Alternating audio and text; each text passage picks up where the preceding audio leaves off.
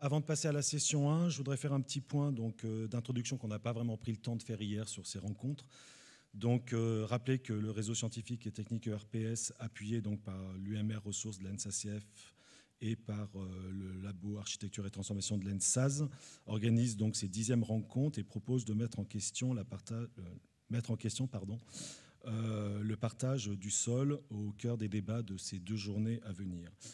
Alors peut-être réexpliciter un peu ce titre, Sol en partage. Vous voyez qu'il est au pluriel comme au singulier.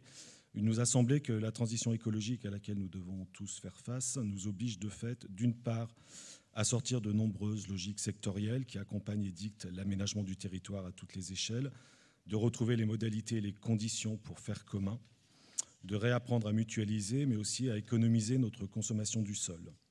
Partager le sol, donc, ce qui nous renvoie autant aux politiques foncières, entre maîtrise, gestion et justice foncière, qu'à la réintégration de l'agriculture dans nos villes, par exemple, avec les notions d'urbanisme agricole ou d'agriculture urbaine, ou encore aux nécessaires équilibres entre sol protégé et sol pratiqué. Et puis, d'autre part, aussi, à mieux prendre en compte la multiplicité des sols, cette fois, leur qualité et leur mutation, et de confronter la diversité des visions et des approches des sols. Les sols, c'est à la fois celui du géographe, du pédologue, du géologue, de l'agriculteur, du paysagiste et de l'architecte et d'autres. Dans ce titre, donc, sous-titre, comme milieu, comme ressource et comme mémoire, il nous semblait que dans le fait de convoquer le sol à la fois comme milieu, comme ressource ou comme mémoire, il s'agissait finalement de se détacher, voire se défaire d'une appréciation du sol comme surface, celui sur lequel on spécule parce qu'il a une valeur monnayable, celui qu'on découpe parce qu'il a une valeur juridique, ou celui qu'on urbanise, celui qu'on laboure aussi excessivement, en considérant mieux finalement toute son épaisseur. Alors une épaisseur à la fois de la biodiversité et du vivant, à même de reconnecter les lieux et les modes d'habiter. On peut penser à ce que nous enseigne Tom Ingolt, comment finalement ménager plutôt qu'aménager, mais également l'épaisseur de ses richesses, c'est-à-dire du sol comme milieu fertile, mais au sous-sol, milieu minéral, qui renvoie finalement au sol nourricier, au sol productif, et qui pose sans doute la question comment préserver la ressource, comment produire sans épuiser, comment diversifier plutôt qu'intensifier. Et puis enfin, l'épaisseur mémorielle, historique, culturelle, identitaire, affective même, comment faire récit finalement. Donc retrouver les sols, donc les réparer, les ménager, les construire avec plus d'intelligence.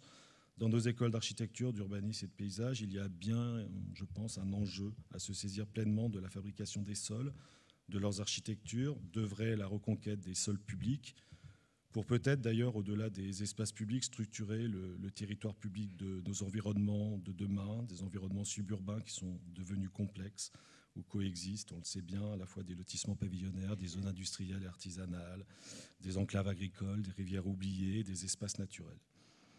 Alors, à l'appel à contribution de 2020, pour lequel on avait identifié ces 3 axes, à même de structurer les rencontres, nous avons reçu 50 contributions, parmi lesquelles 25 ont été retenues par le comité scientifique, et qui nous ont montré combien, finalement, ces 3 entrées, elles pouvaient difficilement être dissociées, et combien la mise en partage des sols, telle que nous la posions au départ, nécessitait finalement de les croiser, de les confronter, pour tenter de mieux y répondre. Parmi ces 25 contributions, donc vous allez voir, on a une variété de terrains qui sont explorés, du Marais Poitevin on va commencer par là d'ailleurs, à l'Estremadura espagnole, ou de Glasgow à Houston, du Montana aux Calanques marseillaises. Une variété également d'approches disciplinaires, avec à la fois des contributions de paysagistes, d'agronomes, de géographes, d'architectes, d'anthropologues. Une variété d'intervenants, puisque certains d'entre vous sont docteurs, d'autres sont doctorants, d'autres sont plutôt enseignants, d'autres sont praticiens. Et puis en fait, enfin, une variété de formats de recherche, qu'il s'agisse finalement de recherche académique, de recherche-action ou de recherche par le projet. Voilà, et puis on espère aussi un public qui est composé de cette même variété d'enseignants-chercheurs, de praticiens. Je crois que demain, on va accueillir pas mal d'agents territoriaux sur la journée consacrée au PNR. Merci. Bonjour à toutes et à tous. Juste un petit point, on va dire, organisationnel. Donc effectivement, les rencontres RPS, Xavier Guillot prendra la parole tout à l'heure pour un peu vous en dire un peu plus sur ce réseau qui est aussi accompagné depuis longtemps par l'Agence nationale de la cohésion des territoires et le ministère de la Culture via le Bureau de la recherche architecturale. Donc on a essayé de rassembler, ou en tout cas sur un certain nombre de points, comme vient de le souligner David, vos contributions et vos réflexions autour de différents temps de partage, des sessions classiques de présentation, des tables rondes, une journée de balade, si je puis dire, bien couvert à Ambert, et puis toutes ces modalités-là pour qu'on puisse générer un maximum d'échanges, effectivement, autour d'un certain nombre de questions qui ont déjà été éclairées hier dans la conférence de Sébastien. Quel monde voulons-nous? Quelles intentions au pluriel? Et pour reprendre Tim Ingold, est-ce qu'on souhaite habiter vraiment ou continuer à occuper les choses? Et puis retrouver un peu ces fameuses épaisseurs dont on a discuté hier et dont David en a présenté quelques-unes. Donc la session du matin, sol de la ressource au milieu, ou les sessions du matin, parce que vous voyez qu'on essaye d'articuler le milieu, ou on essaiera d'articuler, surtout vous, les notions de milieu, de ressources, de mémoire, donc un peu plus une dimension, on va dire, trajective, telle qu'on pourrait l'entendre, en tout cas moi je l'aperçois comme ça, à savoir dans ce rapport au sol, qu'est-ce qu'on considère être ce rapport au sol, en tant que quoi il est. On pourrait parler de prise ou d'affordance, ou aller chercher du côté de la mésologie, mais ça doit certainement parler à quelques-uns d'entre vous. Donc une session plénière ici, dans cet amphithéâtre grande salle, et puis après donc 2 sessions en parallèle, une dans la petite salle juste derrière vous avec Luna, et Géraldine restera ici au chaud, en tout cas on l'espère, pour la session entre ressources et mémoire. Cet après-midi, 4 tables rondes, où il sera question d'habiter, où il sera question de transition, où le sol est posé comme étant un agent, un actant, un acteur. Donc là, on est bien sur le « en partage », où on donne l'impression peut-être qu'on ne le prend plus comme un objet, ou cette fameuse surface dont on a l'habitude de percevoir les choses, la mémoire de nos modes d'habiter. Alors peut-être que là, nous parlerons de traces, voire même certainement, et d'empreintes aussi de mémoire, de savoir comment on mobilise justement cette histoire-là, cette géohistoire, ou ces géohistoires. Nous verrons qu'il n'y a pas qu'un seul sol, ou en tout cas qu'il n'y a pas un seul milieu, et comment tout ça peut nous permettre justement de s'engager dans ces transitions et de faire autrement. Demain, la balade, si je puis dire, donc la journée un peu plus centrée sur Ambert, avec une session tout de même qu'on a intitulée, on va dire d'une manière un peu rapide, « Ruralité chinoise ». Mais les contributeurs et contributrices développeront tout de même un peu plus la question. Et l'après-midi, à la fois un petit film pour vous présenter le travail qui a été mené dans PopSu, et puis nous continuerons nos débats jusqu'en fin d'après-midi. Donc ce matin, on va essayer un peu une modalité pour cette première session, donc pas originale, mais pour éviter là, que vous ayez nos 4 contributeurs et nous-mêmes en randonnion. Donc on va les présenter rapidement, donc ce qui fait que vous les verrez hélas de dos pour le moment, et puis après ils viendront présenter effectivement leur communication. Donc tout d'abord Alexis Pernet et Pauline Frieux, donc tous les deux enseignants à l'École nationale supérieure du paysage de Versailles, et paysagiste et docteur pour l'un et ethnologue pour l'autre, j'espère que je ne me suis pas trompé. Et puis après, Élise Simon, doctorante en architecture à l'ENSA de Grenoble, Université Grenoble-Alpes. Vous avez un joli nom aussi à l'Université Grenoble-Alpes. Antoine Vial, par la suite. Voilà, me semblait bien. Architecte, lui aussi docteur, à l'École Polytechnique Fédérale de Lausanne. Et puis enfin Adrien Besléné de l'UMR Pacte Grenoble, là aussi, Grenoble-Alpes, géographe et docteur. Voilà, donc après on reviendra effectivement plus en détail sur vos présentations respectives. Oui, il nous a semblé que ces 4 contributions étaient assez pertinentes pour finalement planter le décor, introduire la thématique de ces rencontres. Peut-être parce que le sol est encore trop souvent perçu au prisme de la ressource qu'il contient ou représente, qu'il s'agisse de puiser dans ses richesses, l'extraction de matière, ou d'urbaniser des sols agricoles et accroître l'artificialisation, ou bien de spéculer sur sa valeur. Ces 4 contributions nous invitent à prendre soin de la ressource, je pense, et pour ce faire, de mieux la corréler au milieu envisagé dans sa multiplicité, donc à la fois de préserver les écosystèmes en place, de mieux considérer la qualité des terres et du sous-sol, au-delà de sa seule surface, d'œuvrer à des formes de résilience pour répondre aux enjeux de transition écologique et d'intégrer le risque comme paramètre des politiques d'aménagement. Je vais donc vous laisser la parole. Ce qu'on va aussi, on s'est dit que peut-être après chaque intervention, on prendrait une question ou une remarque dans la salle, qu'on ne traitera peut-être pas tout de suite, mais plutôt à la fin de chacune des présentations. Donc 15 minutes par présentation. Donc j'invite Pauline et Alexis à nous rejoindre pour commencer. Bonjour à toutes et à tous. Donc très heureux d'ouvrir cette session avec un voyage à travers des sols assez méconnus et plein d'enjeux qu'on a étudiés avec Pauline dans le cadre d'un projet de recherche soutenu par l'ANR, l'ANR DIG. Un projet de recherche coordonné par Lydie Gollner-Gianella, qui est professeure de géographie à l'Université Paris 1, et qui a rassemblé une équipe assez large avec une dizaine de structures et de laboratoires pour faire un état des lieux de la question des digues en France, au moment en fait, où de nombreuses digues entrent dans une phase de mutation et de transition sous le coup d'une loi qui s'appelle la GEMAPI, gestion des milieux aquatiques et protection contre les inondations, qui a impliqué en fait une redéfinition notamment légale et juridique de la digue et en passant de la digue au système d'endiguement pour essayer de clarifier en France notamment les gestionnaires, les propriétaires de digues après une loi qui a été mise en place suite à des ruptures de digues assez importantes qui ont révélé des fragilités aussi bien structurelles dans les infrastructures que des fragilités plus juridiques sur qui gère quoi en matière de digues en France. Et nous, ce projet de recherche concerne plusieurs sites en France, à la fois des sites littoraux et des sites fluviaux. Ce sont des dimensions qui sont souvent étudiées de façon très séparée et que le projet de recherche ici permet de réunir. Ce matin, avec Pauline, on va vous présenter les premiers résultats. On va travailler un peu en deux temps. On va essayer de vous présenter les premiers résultats nous, de cette recherche. On travaille à l'intérieur du projet DIG sur le site du Marais Poitevin avec une recherche conduite, une recherche pluridisciplinaire entre paysage, ethnologie, ethnoécologie et histoire environnementale. Donc on va avoir une première approche on va essayer d'être très rapide pour vous donner quelques clés sur ces fameuses digues. Et puis dans une deuxième partie, on va faire une sorte de pas de côté où on va essayer de donner un coup de bêche dans un milieu assez spécifique qui sont des marais poldérisés qu'on dit desséchés dans le vocabulaire local.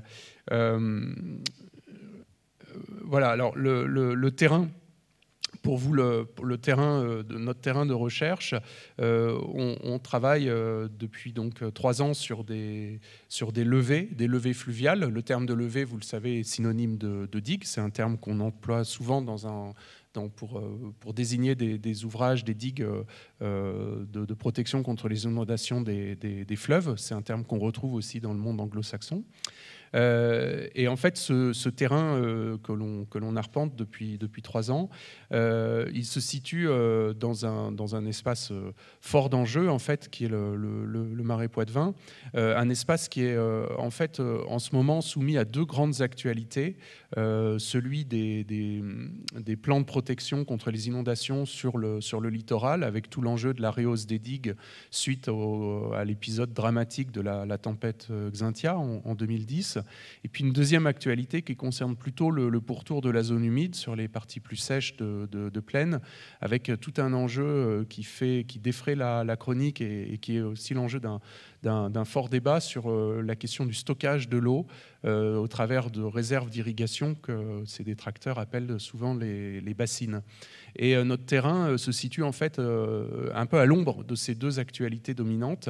C'est cette espèce d'entonnoir qu'on a souligné en rouge qui sépare des marais entièrement soumis au rythme des inondations, de marais très anciennement poldérisés, puisque ces polders en fait remontent à des aménagements des travaux de dessèchement qui ont été entrepris dès le XVIe siècle en France.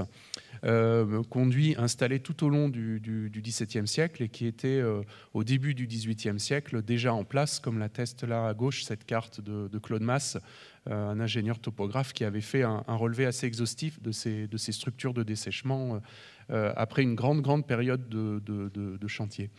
Nous, on étudie donc en particulier ces ouvrages de séparation entre marais mouillés, entre marais dits mouillés et marais desséchés, des ouvrages qui sont en fait qui ont une histoire très riche, qui sont des ouvrages de terre et d'arbres, de terre parce que ce sont des levées de terre empruntées à partir du matériau trouvé sur place. Il n'y a rien de maçonné dans ces structures, plantées au départ pour assurer en fait sur la levée même la fourniture de matériaux pour armer, équiper et structurer la digue, et puis des ouvrages, on le verra, qui ont été progressivement en fait habités. Ces ouvrages, ils nous intéressent parce qu'en fait, ils sont le fruit d'une opération de génie végétal avant l'heure. C'est-à-dire que dans une période aujourd'hui où l'arbre l'arbre de digue est vu au travers des manuels contemporains comme une source de danger et de fragilité pour les ouvrages. En fait, quand on reprend l'histoire de ces digues, l'histoire des sociétés de dessèchement qui ont assuré la conduite des travaux, on mesure en réalité que l'arbre a été vraiment pensé comme un élément de structure de la digue, à la fois pour la fourniture de matériaux, pour la couverture racinaire, et puis ultérieurement en fait pour la production de fagots et donc d'énergie en quelque sorte à partir de ces ouvrages. Donc il y a une histoire très riche à interroger en fait sur les techniques de façonnage et de plantation et de gestion sur ces digues. Ce sont des infrastructures donc, qui sont vivantes, ce sont des infrastructures habitées en fait comment par en fait le dessin des sociétés de dessèchement, donc ces structures collectives qui ont organisé ces grands travaux de dessèchement pour mettre en valeur et mettre en culture des terres gagnées sur des marécages.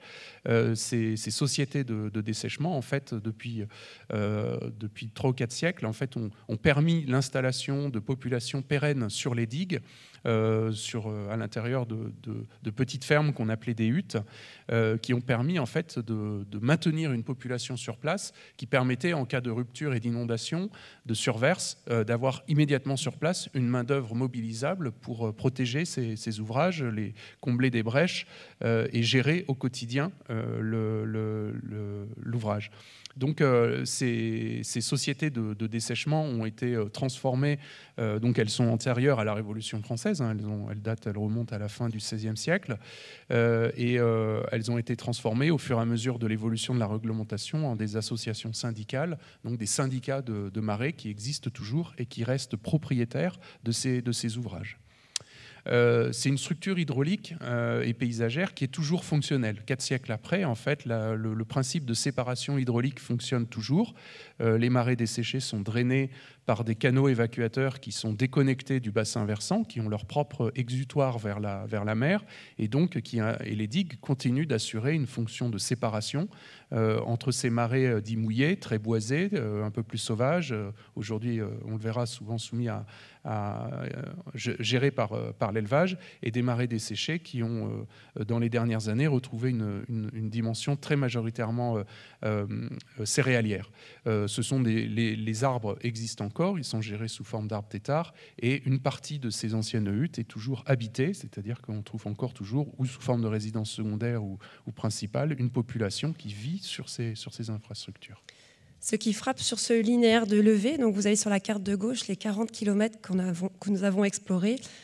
Ce qui frappe par rapport à ces digues plantées, c'est la diversité finalement des physionomies de ces digues aujourd'hui, qui sont donc au départ des digues plantées d'arbres têtards, qui pour certaines portions, l'arbre devient un vestige quand ces digues sont pâturées par des bovins.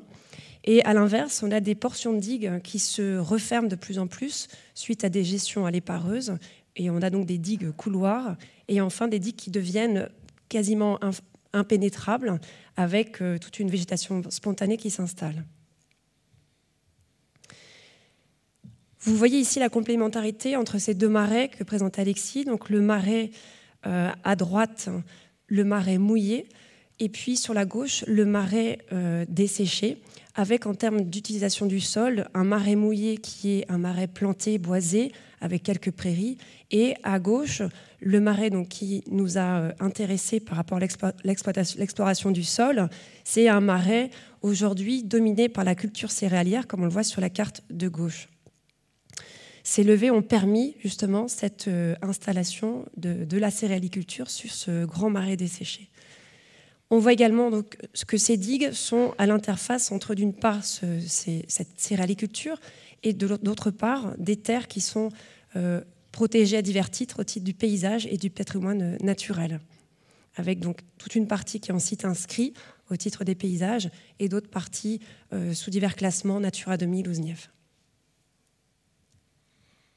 Donc vous voyez, cette infrastructure et cette séparation, ce régime de séparation des eaux reste entièrement fonctionnel. Ça, c'est une vue aérienne prise en période de crue. Et on voit très nettement sur l'image l'utilisation du sol très différente de part et d'autre de ces levées. La GEMAPI, en fait, l'application de la loi GEMAPI implique de plus en plus en fait, de spécifier réellement qu'est-ce que, au-delà de l'ouvrage de défense, de spécifier qu'est-ce qu'on défend et pourquoi on installe un système d'endiguement et pour protéger qui ou pour protéger quoi. Et majoritairement, évidemment, ce sont les populations qu'on protège. Mais dans le cas de ce terrain, ce qui nous a semblé intéressant, c'était de redescendre au niveau du sol et cette fois-ci, notamment ce matin, de faire avec vous une petite exploration de cet espace endigué, pour reprendre le terme de la loi GEMAPI, et d'essayer de comprendre finalement la nature de ce sol qu'on découvre quand on arpente ces espaces protégés. Et quand on revient au niveau du sol, un peu à ras de terre, ce qu'on découvre, donc, ce sont des très très grandes étendues horizontales traitées et globalement orientées pour la céréaliculture. On le voyait ici sur l'image, des étendues qui ont aussi connu des remembrements, des rassemblements donc, du parcellaire selon une trame très orthogonale, héritage en fait des dessins du XVIIe siècle, c'est pas du tout contemporain. Et ce qui l'est en revanche beaucoup plus, c'est l'équipement de ce sol avec ces stations de pompage qui apparaissent comme ça, comme qui ponctuent ce terrain très très horizontal, qui révèle en fait l'existence de réseaux très intenses, très très denses de drainage et complémentés, on le voit très bien sur l'image, sur d'importants recours à la chimie pour contrôler notamment les adventices et orienter l'ensemble des cultures. Donc cette infrastructure de drainage, en fait, elle est à la fois invisible et gigantesque. Elle représente à l'échelle de la zone humide un tiers de la surface de la zone humide, 33 450 hectares drainés selon le chiffre de 2009. Pour vous donner une idée de ce que ça représente, c'est 3 fois la superficie de Paris intramuros. Drainage, qu'est-ce que ça veut dire? Du drainage agricole, on enterre des drains, des tuyaux perforés de PVC. Beaucoup de maîtres d'œuvre ici connaissent très bien ces matériaux. Selon une pente, en fait, ce sont des drains qu'on va trouver de 90 à 1,50 m sous l'épaisseur du sol et qui sont disposés avec une pente de 3 pour 1000 en direction de puits collecteurs qui évacuent derrière le trop-plein d'eau vers des fossés. Ces fossés étant après connectés à la mer directement par des canaux évacuateurs. Donc c'est toute une infrastructure en fait qui s'est déployée dans ces dernières années sous la surface de ce sol en apparence très nu et très horizontal. Donc ici, on est plutôt sur un aménagement agricole plus que sur un aménagement des sols, pour reprendre ce qui a été dit tout à l'heure. Et néanmoins, paradoxalement, on a affaire à des personnes. Donc on s'appuiera surtout sur deux informateurs qui nous ont semblé, dont leurs témoignages nous ont semblé intéressants, qui montrent à la fois leur attachement à ce paysage vernaculaire et 2 personnes qui ont participé à ce mouvement de modernisation agricole, à la fois donc sur ces terres desséchées que vous voyez ici. Donc Guy Grimaud, qui est à la fois un paysan qui a connu l'élevage sur le marais mouillé et sur le marais desséché quand il était encore en prairie. Donc, je ne vais pas vous lire tous les extraits, mais ce qui est intéressant, c'est de dire, donc ce début d'entretien, avant la création de la digue, le marais sec était de la même nature que le marais mouillé, Ils ont créé la digue pour protéger 5000 hectares du marais sec. Ils ont sacrifié cette partie, donc la partie actuellement en marais mouillé, qui est boisée en frêne tétard.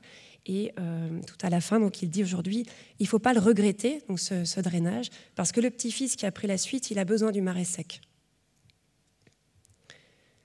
La seconde personne ressource, c'est Joseph Texier, qui, lui, a participé à toute une expérimentation en lien avec l'INRA et des fermes de référence donc pendant toute sa carrière d'agriculteur, à partir des années 70.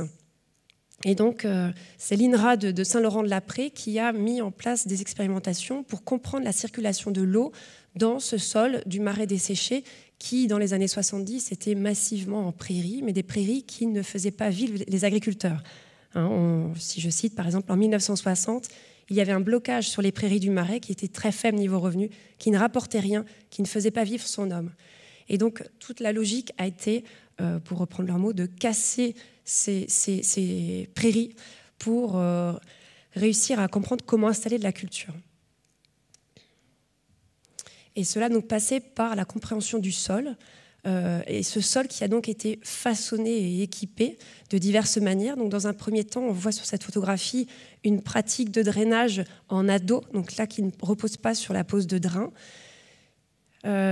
Ils se sont rendus compte que creuser des rigoles, plus ils creusaient des rigoles profondément et plus les rendements augmentaient.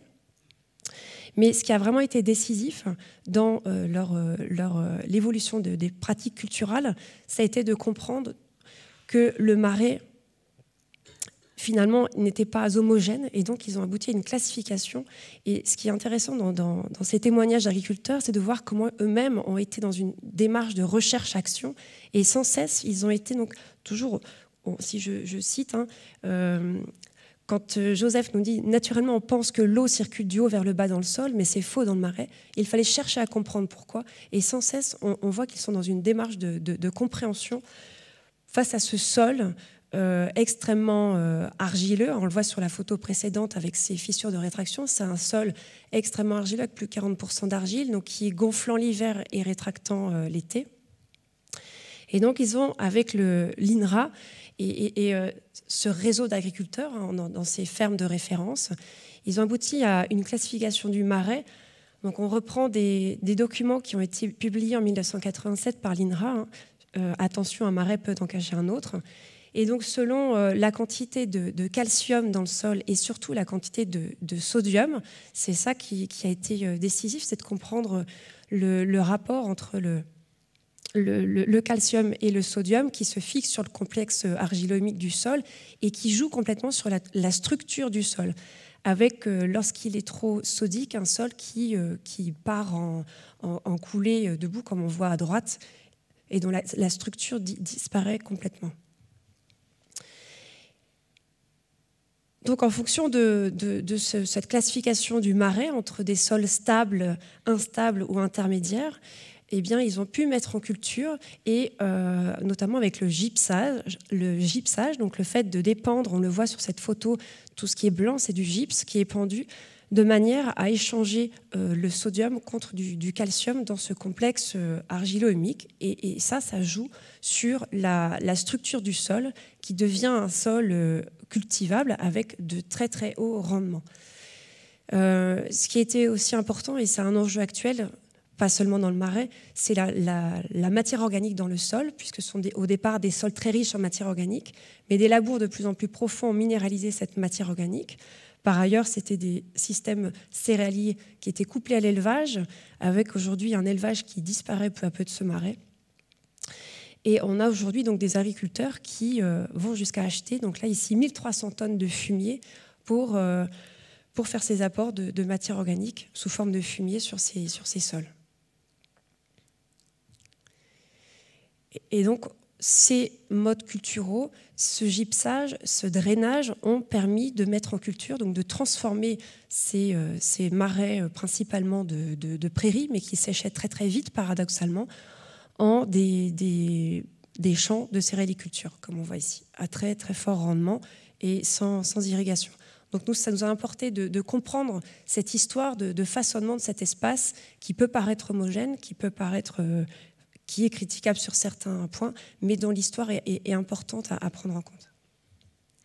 Donc vous imaginez qu'en fait ce processus, alors il a été fortement promu par les pouvoirs publics avec de très forts subventionnements des ministères, des chambres d'agriculture, des départements, mais qu'il n'est pas resté au contraire, il n'est pas resté sans faire un certain nombre sans générer un certain nombre de controverses qui ont pris corps en fait tout de suite en même temps que ces travaux de drainage, et notamment sous le coup de mobilisation d'associations de protection de la nature, et qui ont déposé, qui ont quantifié, qui ont essayé pour les première fois de quantifier ces drainages. Quand une prairie naturelle dans ces secteurs, en fait, si on la prend par exemple, si on prend comme référence des marais communaux qui existent encore, on est sur des prairies qui contiennent de 200 à 300 espèces végétales qui peuvent abriter 150 espèces d'oiseaux. Donc c'est des enjeux en termes de biodiversité absolument considérables. Et quand les associations ont pris la mesure de ces bouleversements, elles ont été jusqu'à un dépôt de plainte auprès de la Cour de justice européenne, une plainte déposée en 1989 et qui a abouti en 1999 sur la condamnation de l'État français pour non-respect de la directive cadre oiseaux. Et cette condamnation, en fait, elle a eu des impacts assez considérables sur le territoire. C'est le premier territoire de parc naturel régional en France dont le label a été suspendu pendant quelques années. Il n'a été réattribué qu'en 2014. Cette condamnation, elle a entraîné la décision de création de la zone Natura 2000 dont Pauline a parlé à partir de la cartographie, un plan d'action gouvernemental spécifique sur la zone humide et la mise en place surtout d'une nouvelle gouvernance à l'échelle de la zone humide, à l'échelle du bassin versant, en créant en fait un établissement public dédié à l'échelle du bassin versant qui a ce rôle de coordination des politiques publiques et des politiques territoriales. Donc par rapport à la référence au biorégionalisme que Sébastien évoquait hier, on a ici en fait cette émergence d'une gouvernance à l'échelle d'un bassin versant. Vous avez ici une publicité d'une coopérative agricole qui est finalement extrêmement parlante par rapport à ce projet qui était mené à l'époque d'intensification et de conversion des prairies. Aujourd'hui, ce débat, il n'est pas du tout clos. Il reste des entreprises de drainage. Il reste aussi des drainages illégaux qui ne sont pas encore tout à fait apurés. Les derniers en date remontent à quelques semaines à peine, puisqu'on a des enquêtes en cours sur des drainages qui sont effectués en pleine nuit à l'abri de quelques rangs de maïs non fauchés ou non moissonnés.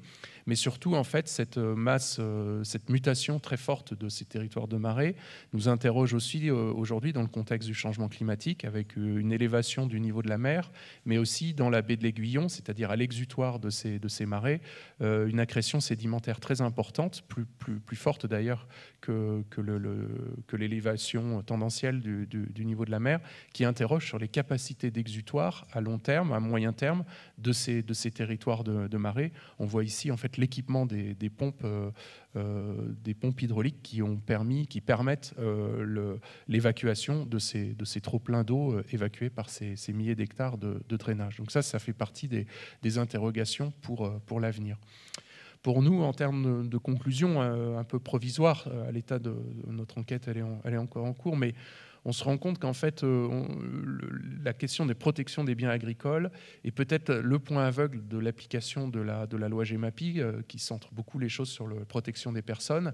Mais ici, on se rend bien compte que la protection et le devenir des digues, il est aussi très lié à cette valeur ajoutée qu'on produit sur ces sols de marais et ces sols agricoles entièrement équipés depuis les années 80, avec des équipements, une infrastructure donc, qui est faite probablement pour durer.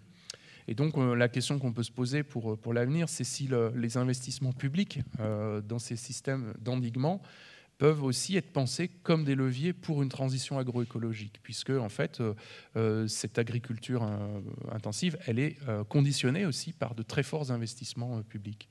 Et puis enfin, la conclusion aussi qu'on tire de ces enquêtes auprès d'agriculteurs qui ont connu cette période de modernisation, c'est que finalement revisiter, ou peut-être visiter tout court d'ailleurs, l'héritage du productivisme agricole constitue une étape nécessaire pour préparer des stratégies de transition applicables, au-delà d'une vision très utopique qu'on peut déployer. C'est un territoire d'utopie aussi, hein. On le voit depuis le XVIIe siècle. L'enjeu, c'est aussi d'appliquer cette transition agroécologique, et elle ne peut se faire sans considérer finalement cet héritage, si contestable et soit-il, du productivisme agricole. Merci à tous.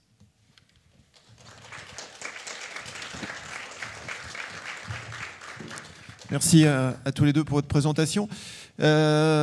Si vous avez des questions à proprement parler sur cette présentation, des petites demandes de précision, etc., je vous invite à les garder en tête pour qu'on puisse après avoir un échange, non pas un peu plus dynamique, mais surtout rattraper un tout petit peu le temps perdu.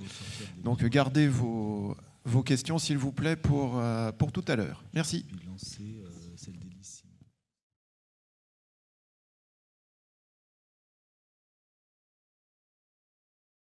Cette contribution n'ambitionne pas de redéfinir l'habité, mais plutôt d'explorer ce tissu de relations qui se noue entre les sociétés humaines et le sol dans les processus d'établissement humain.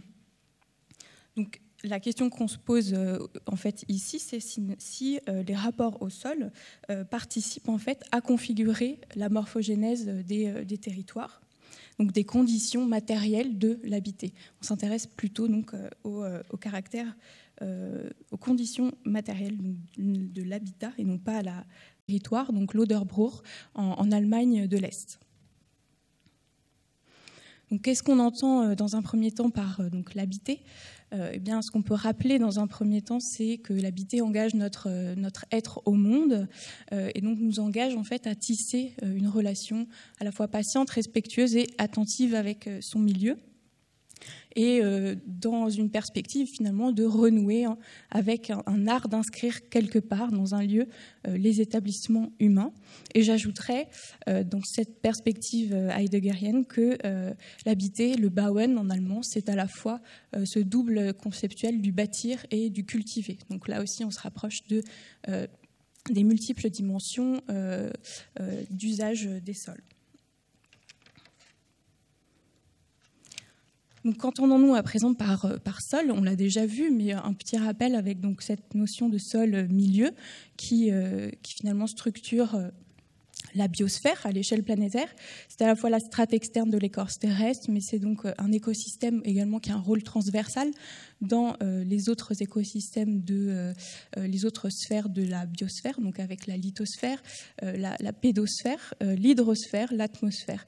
Donc finalement, ce qui est très important, c'est que le sol va participer aux équilibres dynamiques en opérant un recyclage des matériaux du vivant. Et en cela, il est vraiment essentiel dans le maintien en fait, des conditions d'habitabilité de la biosphère. Et bien sûr, en tant que... du point de vue humain, le sol est également donc, notre support, donc, mais pas seulement du point de vue humain, du point de vue finalement de l'ensemble du vivant, et va conduire en fait à ces divers usages dont on a besoin dans nos établissements humains. Et finalement, entre en jeu avec cette notion de sol support, et bien la notion de foncier, qui là est donc de considérer le sol non pas comme donnée physique, mais bien comme production de l'activité sociale. Et le sol acquiert ici un statut politique, économique et social. Le foncier, c'est donc la terre, non pour elle-même, mais en tant que fonds d'une exploitation ou d'une rente. Il n'y a pas de foncier sans notion d'appropriation ou de valorisation. Donc là, on se situe finalement avec cette notion de foncier dans un rapport au sol inscrit dans un horizon d'utilité de la nature également, donc que va définir aussi Heidegger, avec l'idée d'un fonds, d'un stock et d'une ressource. Et finalement, on peut parler donc à la fois de systèmes fonciers comme d'un ensemble de relations issues des facteurs historiques, anthropologiques, sociologiques, économiques et juridiques qui déterminent l'usage des terrains. Donc on a vraiment un ensemble complexe, multidimensionnel qui se noue à l'interface en fait, des systèmes culturels et des écosystèmes naturels. Et donc la notion de rapport au sol, finalement, elle vise à aussi simplifier cet ensemble complexe de relations.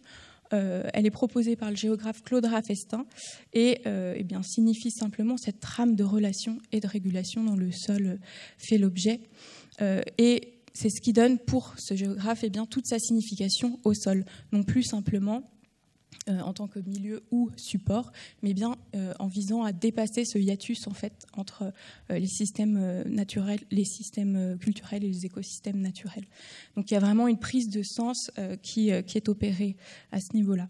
Et comme je le disais, donc ce rapport au sol s'inscrit dans un rapport à la nature et dans une idée plutôt, ou des idées, ces rapports au sol s'inscrivent dans des idées de nature.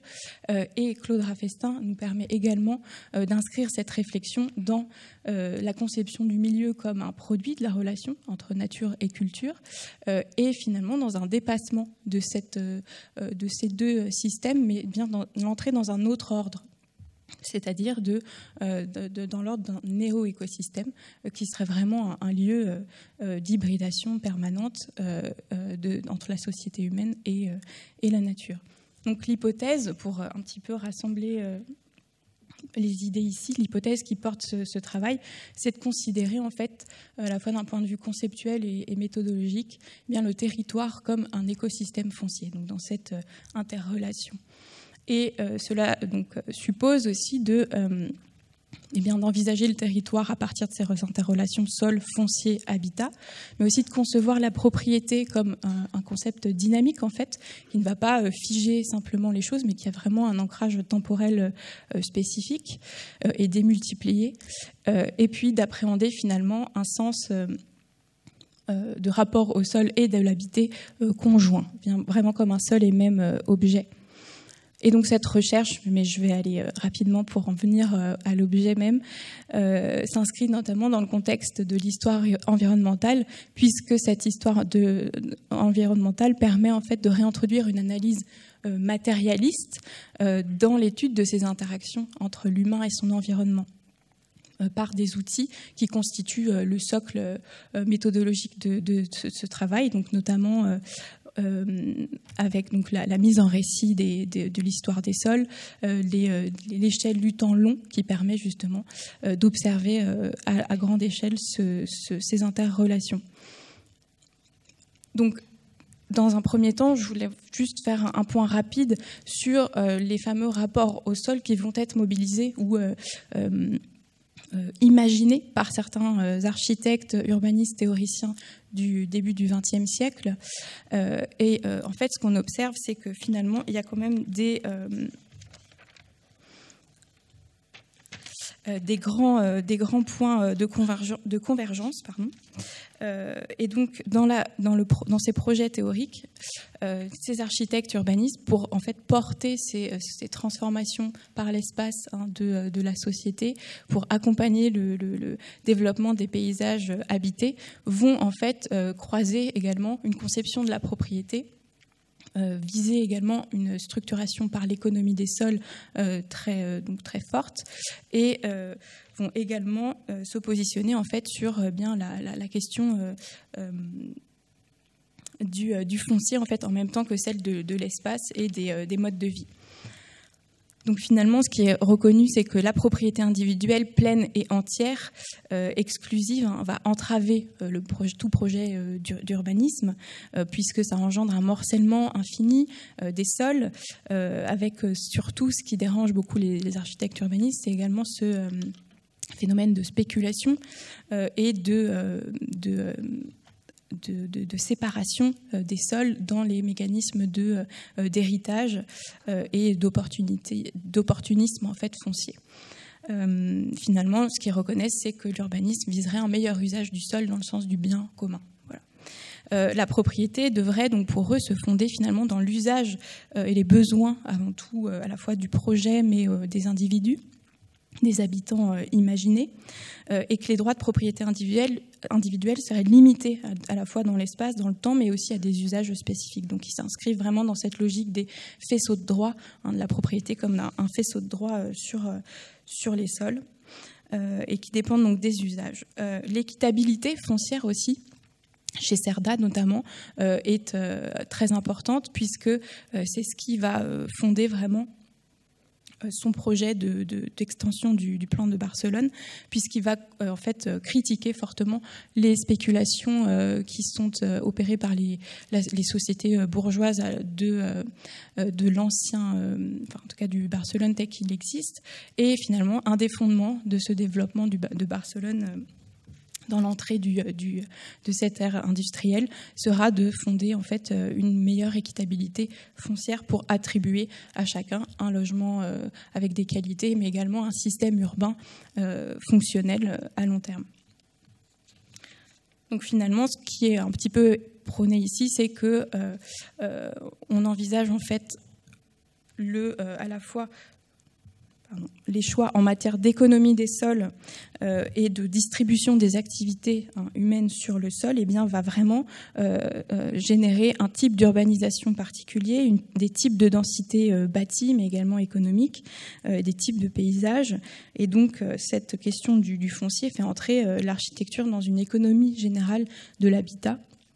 Donc voilà, je ne rentre pas dans le détail, mais c'est très très riche et c'est vraiment intéressant de comprendre ce qui justifie au niveau du foncier ces projets. 3 architectes théoriciens ont là aussi consacré des ouvrages ou des textes fondateurs, plutôt dans la seconde moitié du XXe siècle. Je n'entre pas dans les détails parce que le temps passe, mais simplement, 5 minutes. Ce qui est intéressant ici de considérer, c'est que finalement, pour Bernardo Secchi, et j'en viendrai plutôt à la chute, c'est que considérer le sol dans le sens du bien commun, en fait, va permettre de structurer dans un projet de société, dans un horizon social plus large que le projet d'urbanisme, en fait, la transformation, la morphogénèse de nos lieux de vie.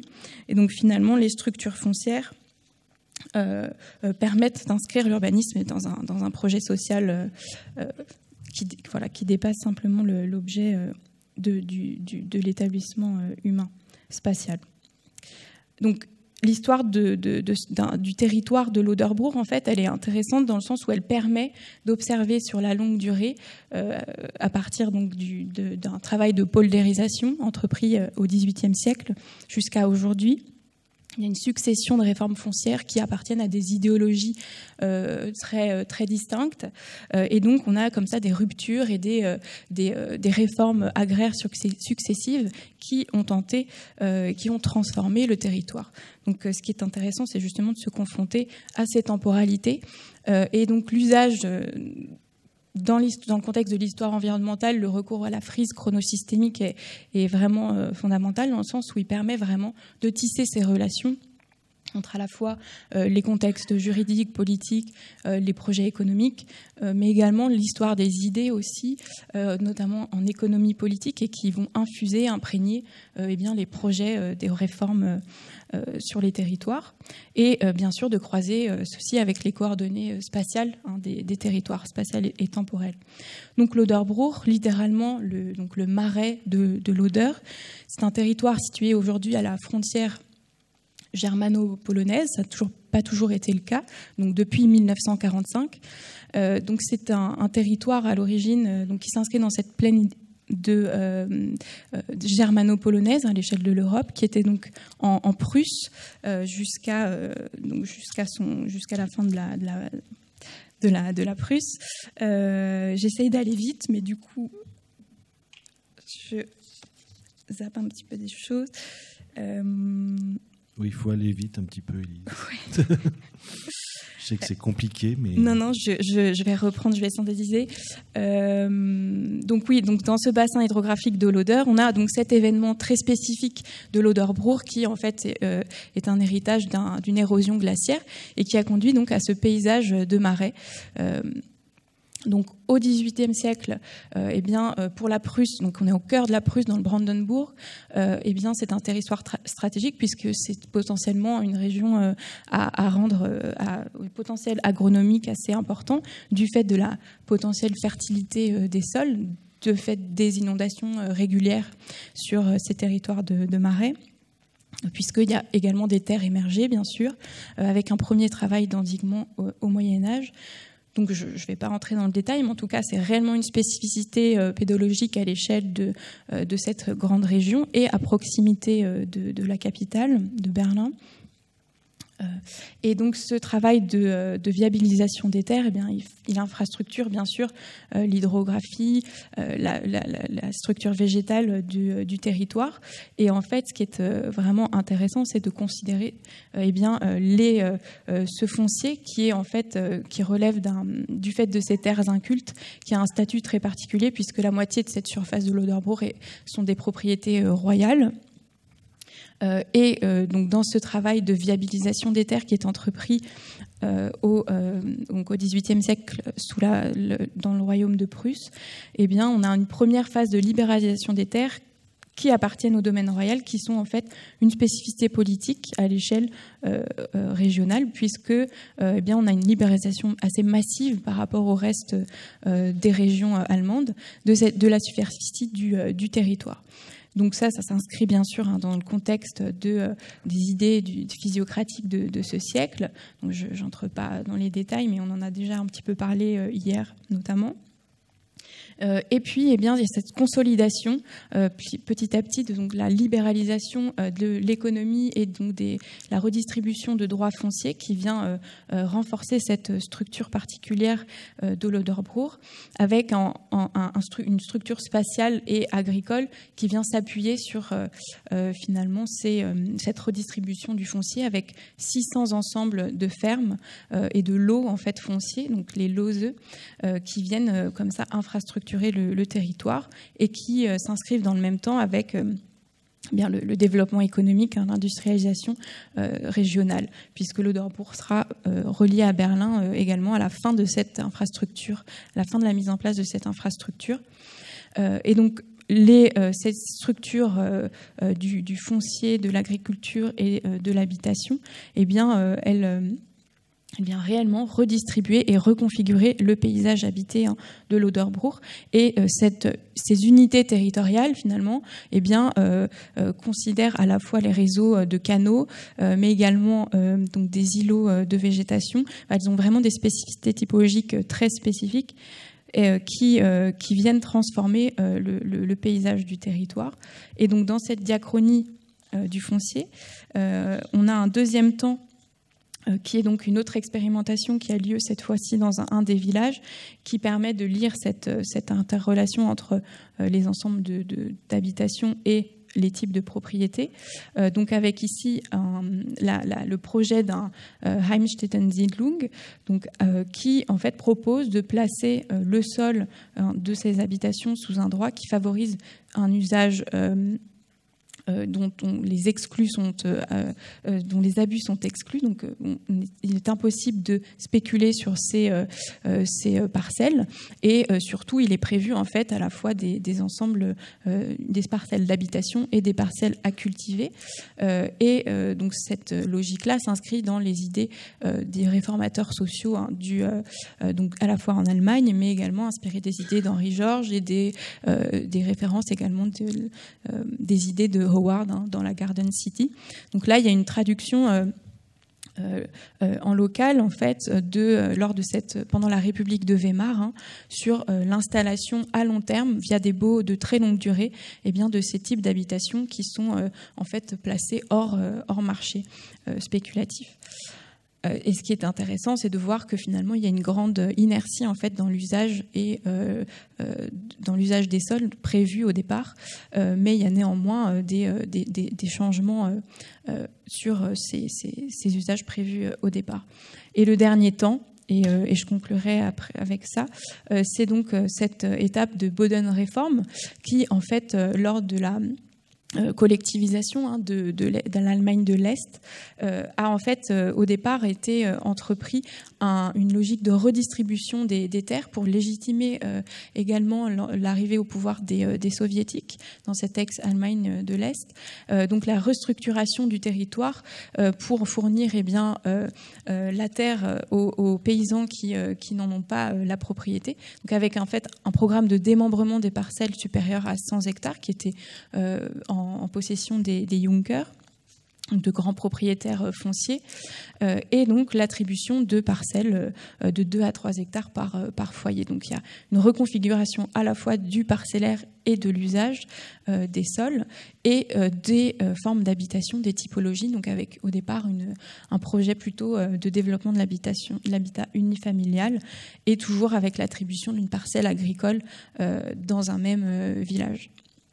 Et ce qu'on observe, c'est que donc au départ, il y a donc cette redistribution du foncier, et puis donc arrive ensuite la collectivisation de ces moyens de production, grâce à du fait de la mise en place de la mécanisation de l'agriculture et des coopératives de production agricole, où finalement chaque propriétaire de ces petites parcelles sont invités fortement à mettre en usage collectif leurs terres sous la forme donc en étant adhérents, membres des coopératives de production. Donc réellement, il y a également à nouveau un changement d'échelle prégnant qui est en fait toujours actuellement en vigueur et qui finalement dont l'échelle correspond également à l'agriculture de la PAC. Donc ce qui est intéressant ici de voir, c'est que donc il y a ces successions de réformes du foncier, mais finalement il y a aussi des invariants, des récurrences en fait dans les échelles d'appropriation, et finalement les temps de réforme restent assez courts et limités dans le temps. Donc c'est un peu ces rythmes-là qui sont intéressants à envisager. Il va vraiment falloir conclure. Ouais, et là c'est les dernières slides. Je m'excuse de presser. Pardon ? Non, je m'excuse de vous presser. Donc bon, finalement, c'est ce que je dis, c'est que dans cette diachronie des interactions entre sol, foncier et habitat, eh bien, on voit que le territoire peut être transformé, mais dans des durées limitées, dans des espaces-temps limités. On l'a vu avec parfois ces îlots de transformation. Mais on observe donc certaines persistances. Dans cette configuration, et bien toujours d'un néo-écosystème, donc toujours dans les relations entre le milieu et dans la transformation du milieu par les sociétés humaines. Finalement, ce qui est à souligner, c'est que la notion de sol foncier, la notion de sol milieu, qui donc en fait font émerger en fait un même objet de pensée, la nécessité de penser ensemble finalement l'économie et l'écologie des sols. On l'a vu avec très rapidement, mais avec cette poldérisation qui toujours tient ensemble ces deux dimensions. Mais également donc les structures foncières participent à conditionner matériellement ces formes d'habitat, donc l'habiter un petit peu par extension, si je puis dire, et que les régimes de propriété participent bien sûr à transformer donc le territoire dans des espaces-temps limités, c'est ce que je disais. Et enfin que le rapport au sol, les types de densité, donc au pluriel, bâti, économique, biologique, font système et s'articulent réellement dans les différents ensembles environnementaux. Et je vous propose d'ouvrir peut-être aussi la réflexion avec cette citation d'Edgar Pisani, donc ancien ministre français, qui a écrit l'ouvrage d'Utopie foncière, qui pose finalement une question assez importante à mon avis, c'est comment faire pour qu'entre villes et campagnes, donc notre territoire demeure donc sol, milieu, de différentes natures, et bien il y a cette continuité que propose également Bernardo Secchi, et comment faire pour que chaque être trouve une place où vivre pleinement. Je vous remercie. Merci. Étant donné qu'il faut plutôt 20 minutes, visiblement, on va enchaîner. Et puis on va regarder les questions pour la fin, si on a encore du temps. Donc j'invite Antoine Vial à nous rejoindre. Peut-être ajouter ce qui n'a pas été dit tout à l'heure, qu'il me semble, le travail que vous nous présentez aujourd'hui, Nos sols communs vers un projet de sol pour la régénération de la ville-territoire, s'inscrit dans le cadre d'une recherche sur les sols urbains que vous conduisez aux côtés de Paola Vigano, architecte urbaniste, professeur à l'Université de Venise et à l'EPFL, et qu'elle prend comme terrain d'étude, en l'occurrence, le plateau de l'Ouest lausannois, et qu'elle a conduit à, finalement, vous allez y revenir, je pense, mais à dresser un atlas des sols urbains avec une série de portraits de sols comme outil de reconnaissance. Voilà, je vous laisse la parole, Antoine. Alors, bonjour à tous. Merci aux organisateurs de cette rencontre de m'avoir donné la chance de pouvoir participer. Je dois dire que je suis particulièrement content de faire ça aujourd'hui parce que l'école de Saint-Étienne, c'est l'école où j'ai commencé à enseigner il y a 10 ans. Et donc, je me réjouis tout particulièrement de revenir sur ces territoires pour partager un peu ce qui m'est arrivé depuis. Donc aujourd'hui, je vais vous présenter... Il faut juste parler très près du micro, je crois, pour que ça enregistre. Là, vous m'entendez ou pas ? On vous entend, mais je pense que pour l'enregistrement, d'accord. C'est bien. Je vais vous présenter une recherche que j'ai conduite donc sous la direction de Paola Vigano à l'EPFL à Lausanne et de Eric Verica, qui est un pédologue, un scientifique du sol à l'Université de Lausanne. Et c'est une recherche une recherche doctorale donc, qui avait pour objectif de réappréhender le rapport que la ville entretient à son sol.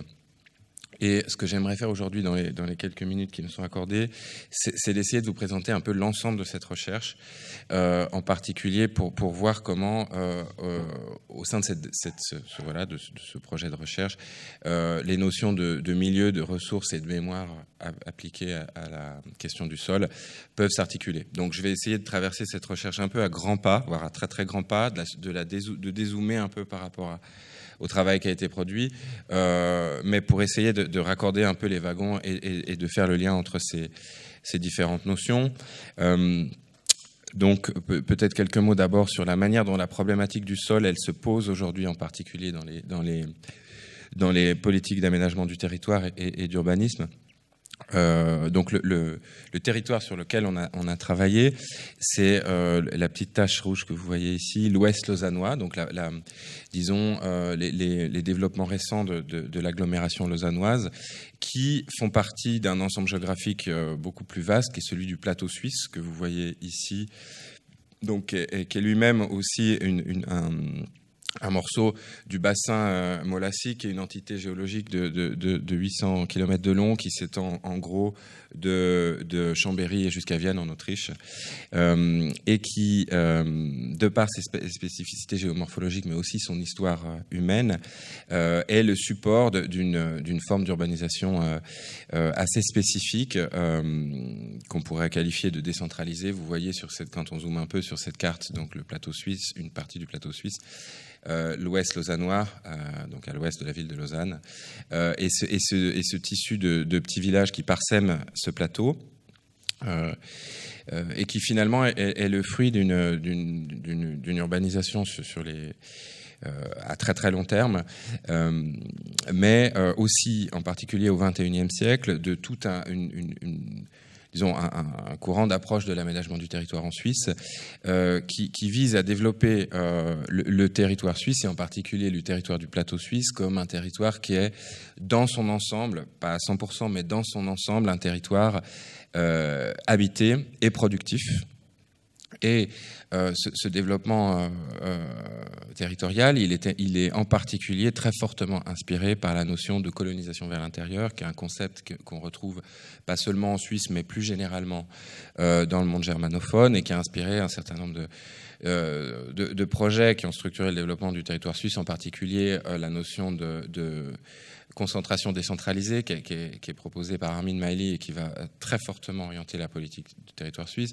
Mais on peut citer aussi, ou rallier à cette problématique, par exemple à Maille-Braillard, ce système de parc agro-urbain qui a vocation à structurer le développement du bassin genevois, ou le plan Valène, qui est une opération qui a visé pendant la Seconde Guerre mondiale à mettre l'ensemble des sols suisses propice, y compris les sols urbains et les sols les plus urbains en culture, pour contribuer à la production alimentaire. Donc ce développement de l'urbanisation un peu spécifique du plateau suisse, elle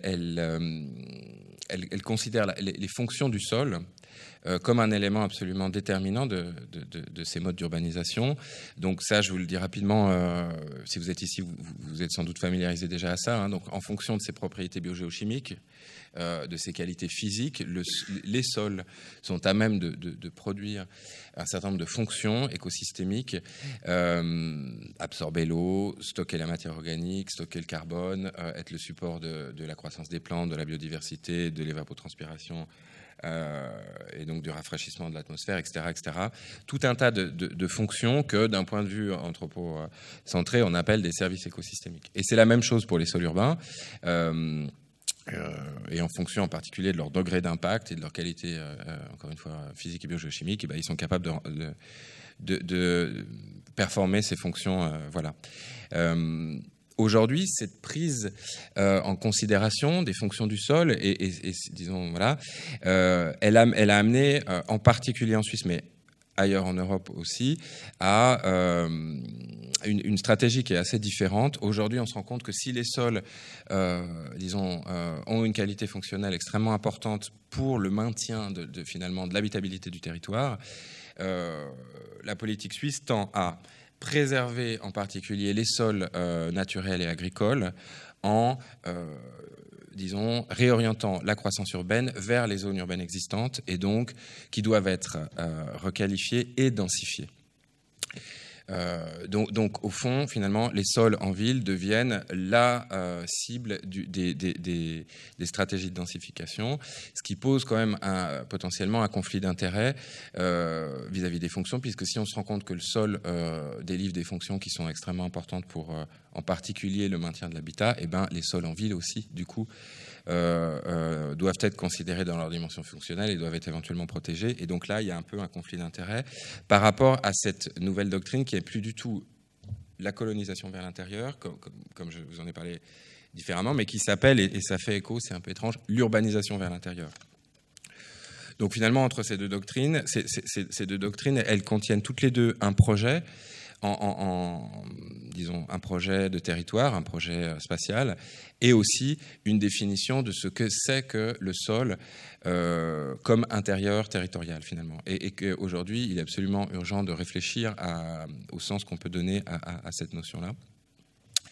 Deux cartes très rapidement de l'agglomération lausannoise qui reflètent un peu ces différentes visions. Donc là, une vision qui est plutôt une polarisation très forte entre d'un côté le sol agricole qu'on doit conserver et le sol urbain qui devient disons le support de la densification, et puis une autre représentation de la même réalité territoriale dans laquelle on ne ségrègue pas finalement entre le milieu compact bâti et le milieu agricole à conserver, mais qui serait plutôt le fruit d'une acknowledgement, je ne sais plus comment dire en français, d'une reconnaissance et d'une représentation de cette trame de sol à l'intérieur et à l'extérieur du milieu bâti. Donc là, c'est, pour reprendre les termes d'Antoine Bress, en faisant jouer le niveau de discrétisation auquel on regarde la question sol et à quel endroit finalement on met la ségrégation. Deux projets territoriaux extrêmement différents, deux interprétations de la même réalité et deux interprétations de ce que peut être l'urbanisation vers l'intérieur. Donc le sens de cette...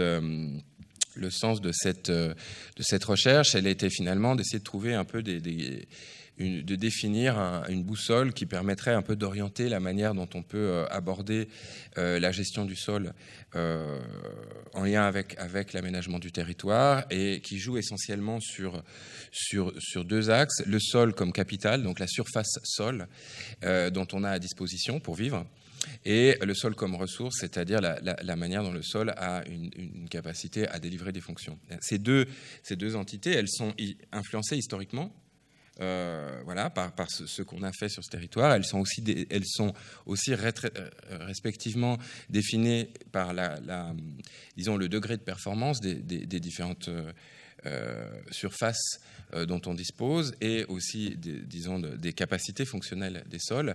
Mais on peut jouer sur ces deux éléments en travaillant par exemple à la régénération des sols ou au changement d'affectation des sols et donc au changement de la couverture des sols qui fait varier plus ou moins la quantité de sol qu'on a à disposition. Voilà, je reviendrai sur cette question d'un passage de où urbaniser à comment urbaniser, j'arriverai plus tard. Donc, pour essayer de définir un peu cette boussole et son fonctionnement, on a mené un projet de recherche sur les sols de l'Ouest lausannois. Ici, vous voyez une photo en négatif de 1940 de ce territoire de l'Ouest lausannois. On est juste à côté du campus de l'EPFL. Et donc, l'objectif de cette recherche, ça a été de définir et de documenter, d'expliquer et d'avoir une approche critique sur les sols urbains en tant que système vivant et dynamique dans le temps, mais aussi en tant que projet. Ça, c'est une même photo de l'Ouest lausannois plutôt dans les années 60 avec la création du premier autoroute de Suisse entre Genève et Lausanne. Donc, comme un système et comme un projet, parler de projet de sol, c'est évidemment faire référence au texte un peu fondateur de Bernardo Secchi à la fin des années 80, qui fait réaffleurer finalement la question sol dans le discours urbanistique, alors qu'elle avait tendance à avoir un tout petit peu disparu pendant quelques décennies. C'est pas le seul courant, l'école de Venise n'est pas le seul endroit où on s'est mis à reparler de sol à la fin du XXe siècle, hein, en particulier beaucoup. C'est une question qui est assez centrale dans le mouvement qu'on appelle le landscape urbanism, qui est donc plutôt un mouvement américain, en particulier autour de l'école de Harvard, mais dont le locus a été un des premiers locus a été les sols de Détroit, de Detroit, donc qu'on vécu un phénomène enfin, bref. Un autre cadre théorique qui a été extrêmement important pour cette recherche, c'est les travaux du pédologue Dan Yalon, qui est donc un pédologue israélien, qui a travaillé et qui a été l'un des premiers à définir les fondements d'une nouvelle branche des sciences du sol, de la pédologie, qui est l'anthropopédologie, donc la science des sols transformés par l'homme. Et, pardon, si je reviens sur cette diapo une seconde, si l'un des points communs entre le landscape urbanism et la considération du sol dans les travaux de l'école de Venise, c'est que toutes les deux portent un regard plutôt positif sur les formes d'urbanisation contemporaine, et en particulier sur les formes d'urbanisation non dense. L'autre élément qui a structuré cette recherche, donc, c'est les travaux de Dan Yalon, qui fondent un peu les bases de l'anthropopédologie, donc la science des sols transformés par l'homme. Et l'originalité de l'approche de Dan Yalon, c'est de considérer l'action humaine sur le sol sous un angle qui n'est pas exclusivement négatif. C'est-à-dire que Dan Yalon est un des premiers... mis à part toutes les sciences agronomiques, qui sont un champ dans lequel effectivement l'action humaine sur le sol, elle peut être envisagée d'un point de vue positif. Aujourd'hui, dans les sciences du sol contemporaines, l'action humaine sur le sol égale dégradation du sol.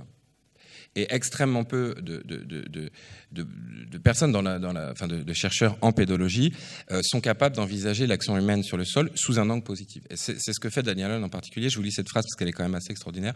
While the narrative is deeply rooted that humanity only disturbs, destroys or even conquers nature, soil scientists are tasked to help humanity to become a more sustaining soil-forming agent. Donc, et en particulier, Dan Yalon fait assez directement référence aux architectes et aux urbanistes, hein, puisqu'il parle du sol, et en particulier du sol transformé par l'homme, comme un palimpseste, et il écrit littéralement qu'il est au courant que cette métaphore du palimpseste est extrêmement opératoire chez les urbanistes. Je suis père à la bourre, je vais essayer de bien accélérer. Du coup, sur la partie gauche de l'écran, vous voyez un schéma qui résume un peu la manière dont Dan Yalon, sur le plan scientifique, sur le plan théorique, a essayé de modéliser ce palimpseste et de modéliser l'action humaine sur le sol. Et un des éléments de cette recherche, en tout cas à la base, ça a été d'essayer d'approfondir cette approche et de la rendre beaucoup plus concrète dans le cas de l'urbanisation, puisque l'action humaine sur le sol, ça n'est pas que l'urbanisation, hein, c'est aussi d'autres trucs. Et en particulier de proposer cette notion de trajectoire de pédogénèse, qui est trajectoire historique ou trajectoire prospective, mais en gros, et de décliner toutes les trajectoires possibles que le sol, à travers lequel le sol peut passer quand il s'agit d'urbanisation, et de comprendre les différents types de sols que ça produit. En particulier, je me suis intéressé à deux trajectoires de pédogénèse, celle qui est liée au fait que l'homme brasse le sol, donc modifie de manière ponctuelle, comme ça, ce qu'on appelle le matériel parental, donc le substrat du sol, le déplace, le retourne, le transforme, etc. En particulier en lien avec la création des voies de communication. En Suisse, hein, vous savez que le relief est plutôt accentué, donc quand on parle de modification du matériel parental, donc de modification de la matière sol par des processus de déblai-remblai, on parle de volumes de sol qui peuvent être absolument colossaux. L'autre trajectoire qui m'intéressait, c'est celle qui est liée à l'influence récurrente, donc dans le temps, sur les sols que peut avoir l'homme à travers des pratiques comme celle de la mise en culture, par exemple.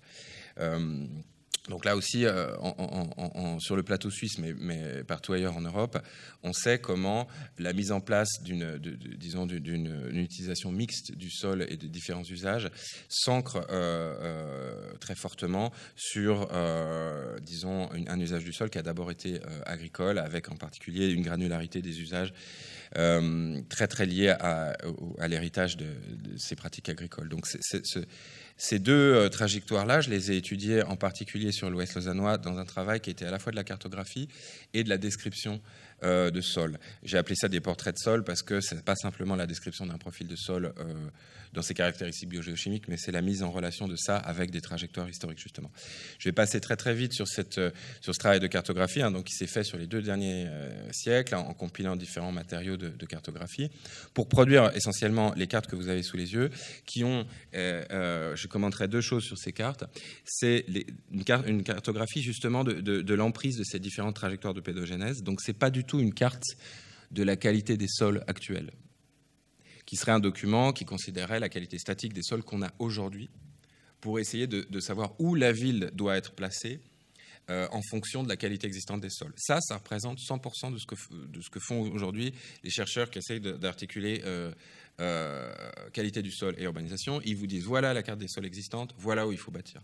Nous, ce qu'on a essayé de faire, c'est de poser une autre question, qui n'est pas de savoir où est-ce qu'il faut bâtir, mais comment on peut urbaniser afin d'avoir un effet positif sur la qualité des sols. Et du coup, on produit un type de cartographie extrêmement différente. Ça, c'est une cartographie des trajectoires de pédogénèse, c'est-à-dire des dynamiques d'évolution des sols à un moment T sur le territoire. Ce que je dirais sur la carte de droite, qui correspond à la situation actuelle, c'est qu'en gros, aujourd'hui, dans l'Ouest lausannois, on a un tiers du sol qui est construit ou scellé, un tiers du sol dont l'évolution est déterminée par le fait qu'on a eu un déblai-remblai, c'est ce que vous avez en bleu, et un tiers du sol dont le devenir est déterminé par une pratique de mise en culture aujourd'hui, ou de forêt. Un tiers. Voilà, je vais passer très vite là-dessus. Donc j'ai cartographié l'évolution de la couverture des sols, en particulier en retraçant l'émergence d'un nouveau type de couverture du sol, qui est ce que j'ai appelé le jardin, qui sont ces sols ouverts, fonctionnels, mais pas en usage agricole dans la ville. Il y en a très très très peu au début du 19e siècle, et c'est un type de surface, ces espaces verts, ces friches, tout ce que vous voulez qui est du sol ouvert, pas en usage agricole, c'est quelque chose dont la quantité va exploser au cours du 20e siècle. L'autre chose que j'ai retracée, c'est ce que j'ai appelé les sédiments urbains, c'est-à-dire les déblais-remblais. Ce que l'urbanisation va déplacer en termes de sol, etc. Donc j'ai aussi quantifié cette chose-là. On peut voir au cours du XXe siècle qu'il y a des pics, hein, à la fois dans l'augmentation des surfaces de jardin et de sédimentation. Ces pics, ils correspondent essentiellement aux 2 grands moments de densification, hein, les années 30, les années 70, 70. Et évidemment, ces moments-là sont des moments charnières aussi dans les projets de sol, c'est-à-dire un moment où les morphologies urbaines, les techniques de transformation du sol, les degrés de densité, les formes urbaines, etc., révoluent radicalement. Je ne pourrais pas vous en dire beaucoup plus. Ce que j'ai essayé de faire aussi, c'est de mettre en relation donc cette évolution que j'ai pu et ces trajectoires de pédogénèse que j'ai pu cartographier avec un véritable impact sur la fonctionnalité des sols et sur qualité biogéochimique. 2 remarques fondamentales. En gros, la première, elle concerne la première trajectoire, cette notion de déblai-remblai, de sédimentation urbaine. On voit qu'il y a un impact maximum dû en particulier à de la compaction et à l'introduction de déblais de chantier qui vont... voilà, qui a un impact maximum dans la deuxième partie du XXe siècle, hein, c'est pas un scoop. Mais ce qu'on voit aussi, c'est que finalement, ça s'améliore dès qu'on essaye de pas trop tasser, d'une part, et d'autre part, que finalement, les processus d'évolution du sol qui se remettent en place derrière ça, et ben en fait, ils sont plus ou moins pseudo-naturels, c'est assez normal. Et ce qu'on peut dire, au fond, c'est qu'on pourrait comparer l'urbanisation à un très vaste processus de glaciation, hein, qui va racler, à la fois éroder et sédimenter le territoire contemporain, et que là, il n'y a pas finalement de choses extrêmement problématiques, pour peu qu'on tasse pas trop.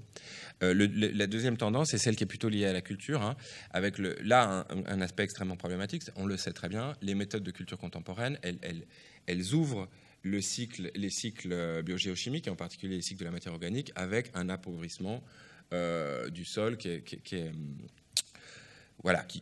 ne fait qu'augmenter. Mais avec une bonne nouvelle, c'est que, en tout cas dans les sols que j'ai observé finalement une gradation dans la résilience entre les sols les plus impactés, qui sont les sols en agriculture traditionnelle, et les moins impactés sont... il y a une gradation dans la résilience entre agriculture, espace vert et... nature en ville, urban wilderness en particulier. Le sol le plus résilient ici, c'est un sol que je vais vous montrer là, qui est un sol de forêt, qui est en plein milieu d'un énorme noyau infrastructurel d'envergure presque européenne, hein, où en gros on a les chemins de fer et le système des autoroutes convergeant depuis l'Italie, la France et l'Allemagne à cet endroit-là. Donc c'est un sol dans un milieu extrêmement anthropisé. Et pourtant, ce sol, il porte un nom de sol naturel, district Cambisol, alors qu'il est absolument d'origine humaine, hein, on en est certain, puisque ici, il y a un lit de grosses pierres qui ne peut absolument pas être d'origine naturelle. Donc c'est un sol qui a un nom de sol naturel, district Cambisol. Les scientifiques du sol, si vous leur demandez combien de temps ça prend de créer un Cambisol, ils vont vous dire à peu près 2500 ans, 3000 ans. Bon, ce sol-là, il a 10 ans de plus que moi. Et pourtant, il est extrêmement fonctionnel. Vous pouvez voir, si on regarde sa couleur, la fiabilité, etc., c'est un sol qui marche bien, qui est plein de biodiversité, qui intègre bien la matière organique, etc. Donc, qu'est-ce qu'on dit de ça ? Essentiellement 2 choses. La première, c'est que, oui, les sols, c'est une ressource qui n'est pas renouvelable. Pourtant, les sols en ville sont régénérables à l'échelle du temps humain.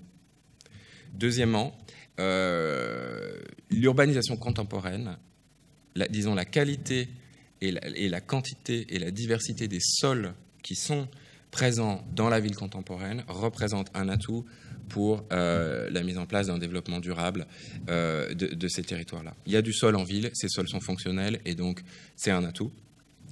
Et ces sols, finalement, ils ont des dynamiques d'évolution extrêmement rapides sur lesquelles l'humain peut avoir un atout. Quand on a dit ça, on a complètement finalement modifier les règles du jeu et je vais conclure là-dessus, qui permettent de penser cette problématique contemporaine et ces conflits d'usage de la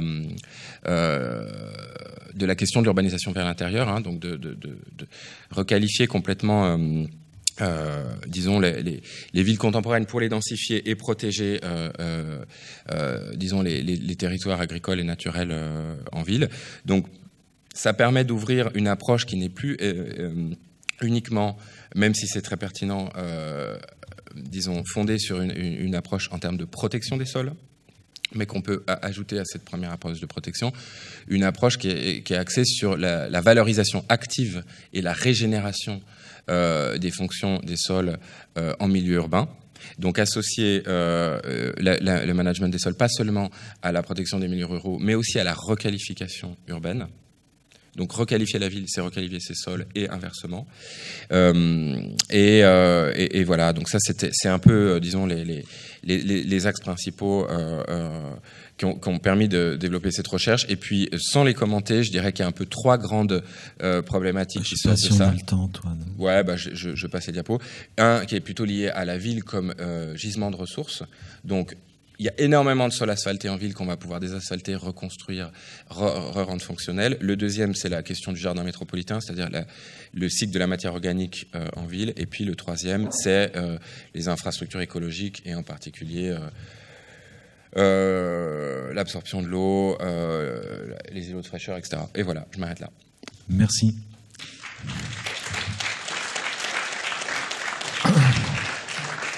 Donc pour conclure cette session, on va terminer avec la présentation de Adrien Besse-Lenné.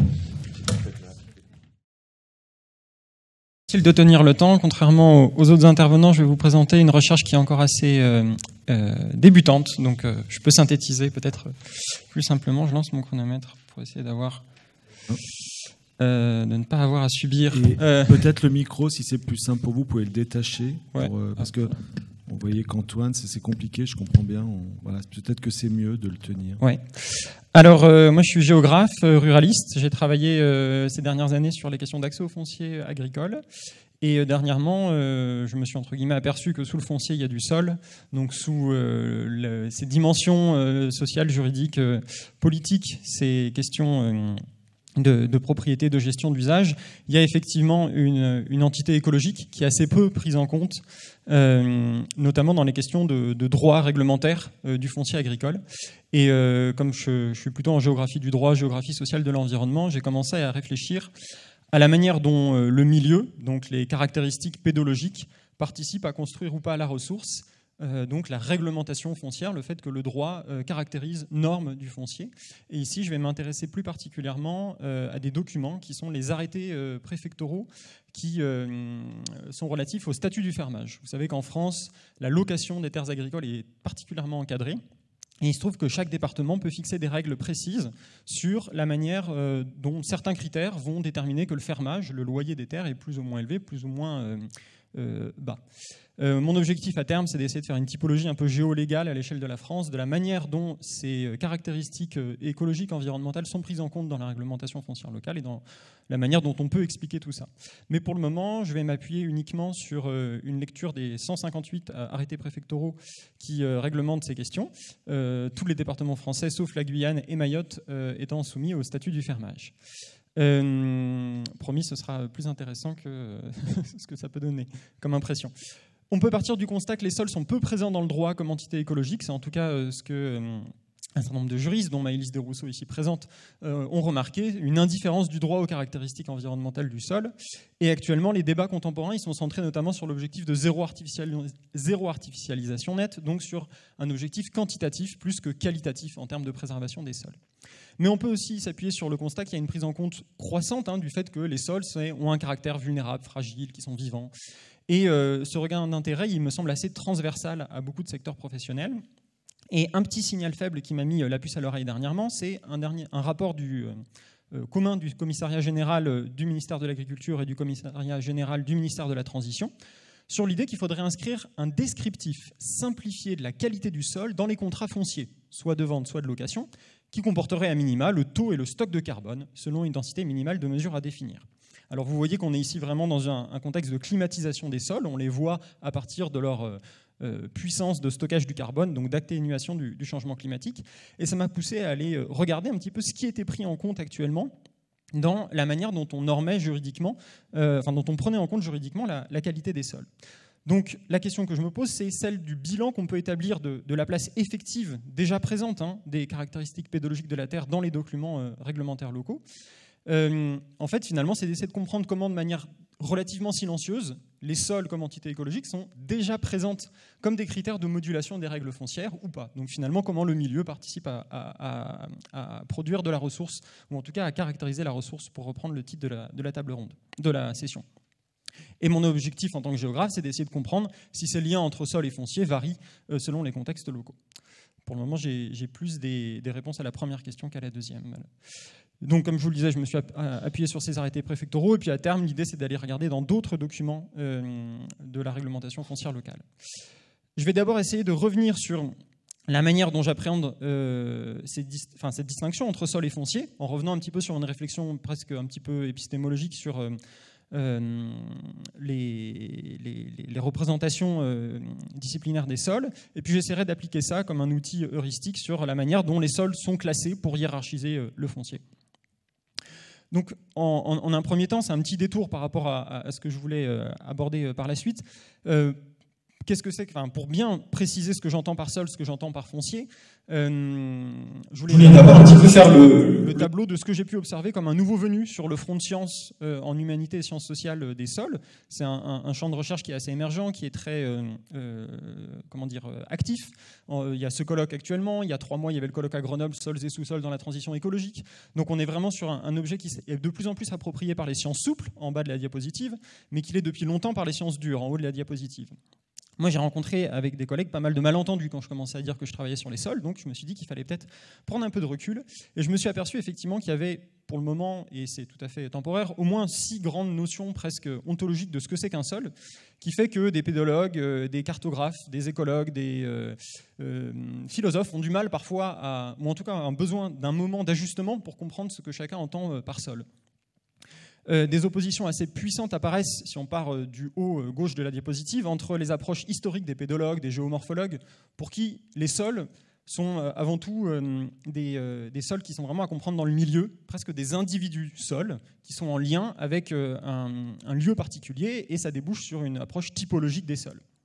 À l'inverse, c'est l'image juste à droite, il y a du côté des statisticiens, des cartographes, une représentation du sol comme une couverture pédologique dont il faudrait caractériser des variables.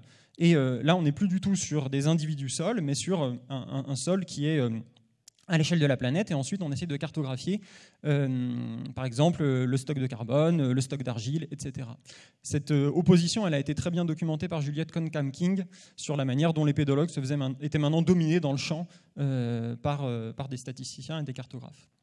On retrouve un petit peu dans les sciences dures aussi l'option du sol vivant comme un écosystème. Et puis côté sciences souples, j'ai l'impression qu'on a aussi des manières de se représenter les sols qui sont tout à fait distinctes et qui créent des malentendus. D'un côté, on est tout en bas à gauche de la diapositive, pas mal de gens en humanité environnementale vont se positionner à l'échelle globale et considérer le sol comme une strate au-dessus du sous-sol, en dessous de l'atmosphère. C'est un peu ce que Nigel Clark pourrait... des travaux dans la lignée de Nigel Clark ou de Latour, une sorte de sol global qui se rapproche un petit peu de la couverture pédologique. C'est une boule creuse à l'échelle de la Terre.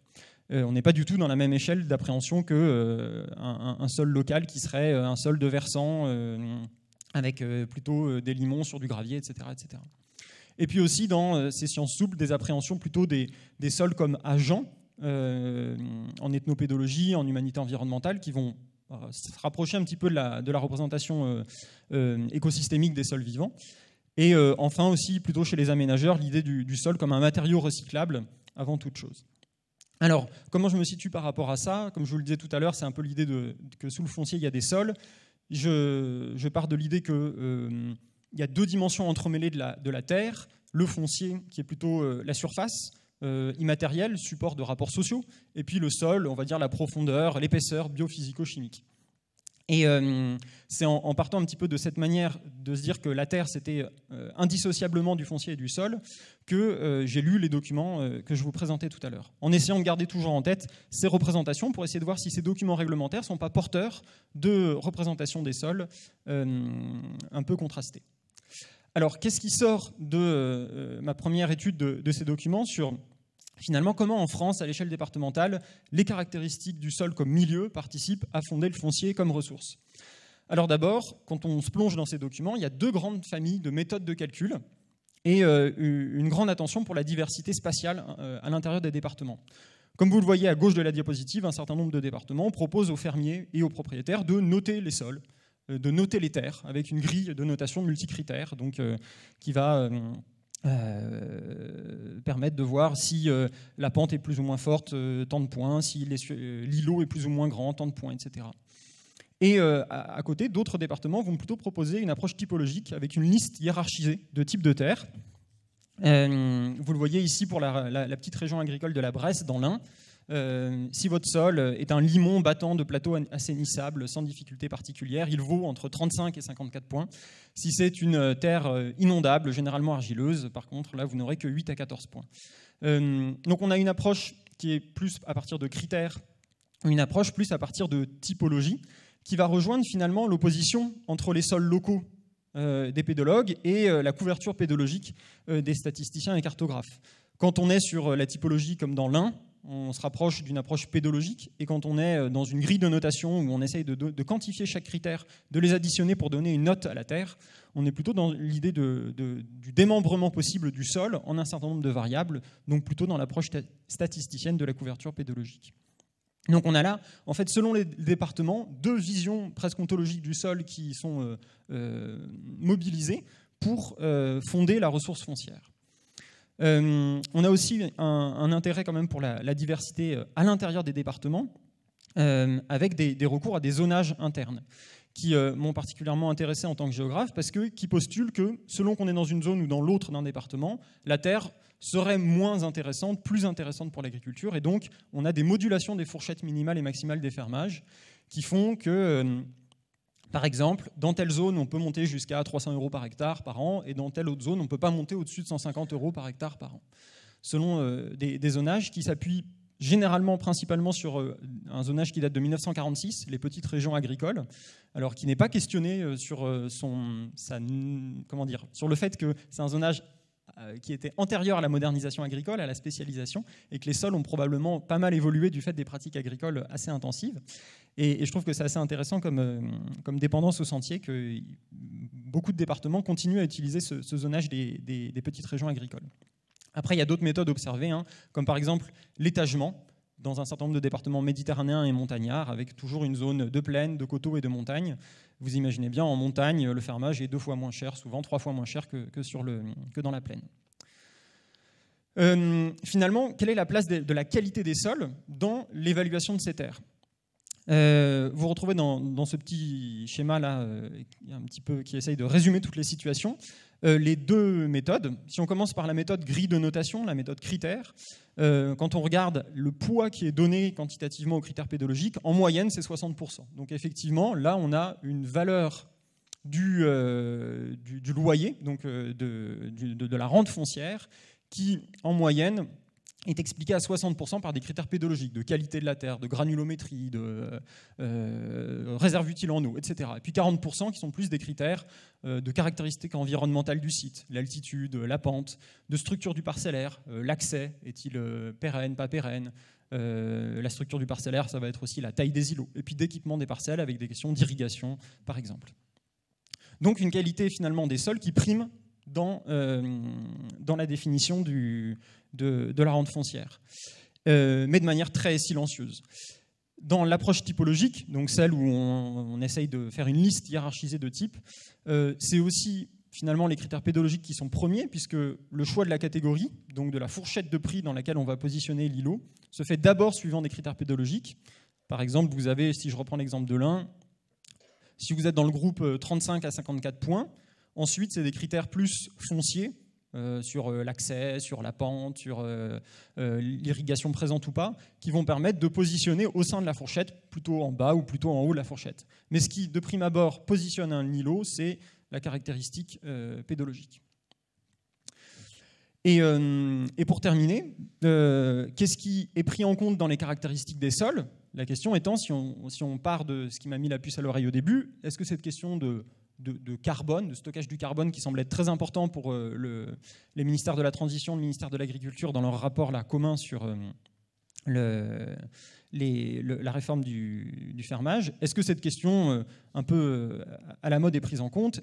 Pas du tout, puisque ces arrêtés, cette réglementation date de l'après-guerre, elle est souvent assez peu mise à jour. C'est principalement des caractéristiques physiques qui en fait, sont importantes dans la notation des sols, donc la profondeur, l'équilibre de la granulométrie, la présence ou non de cailloux. Ensuite, il y a des critères relatifs à l'eau, sur l'hydromorphie, la sensibilité aux aléas pluviométriques, la réserve utile. Quelques critères moins importants sur le comportement cultural, donc le rendement, etc.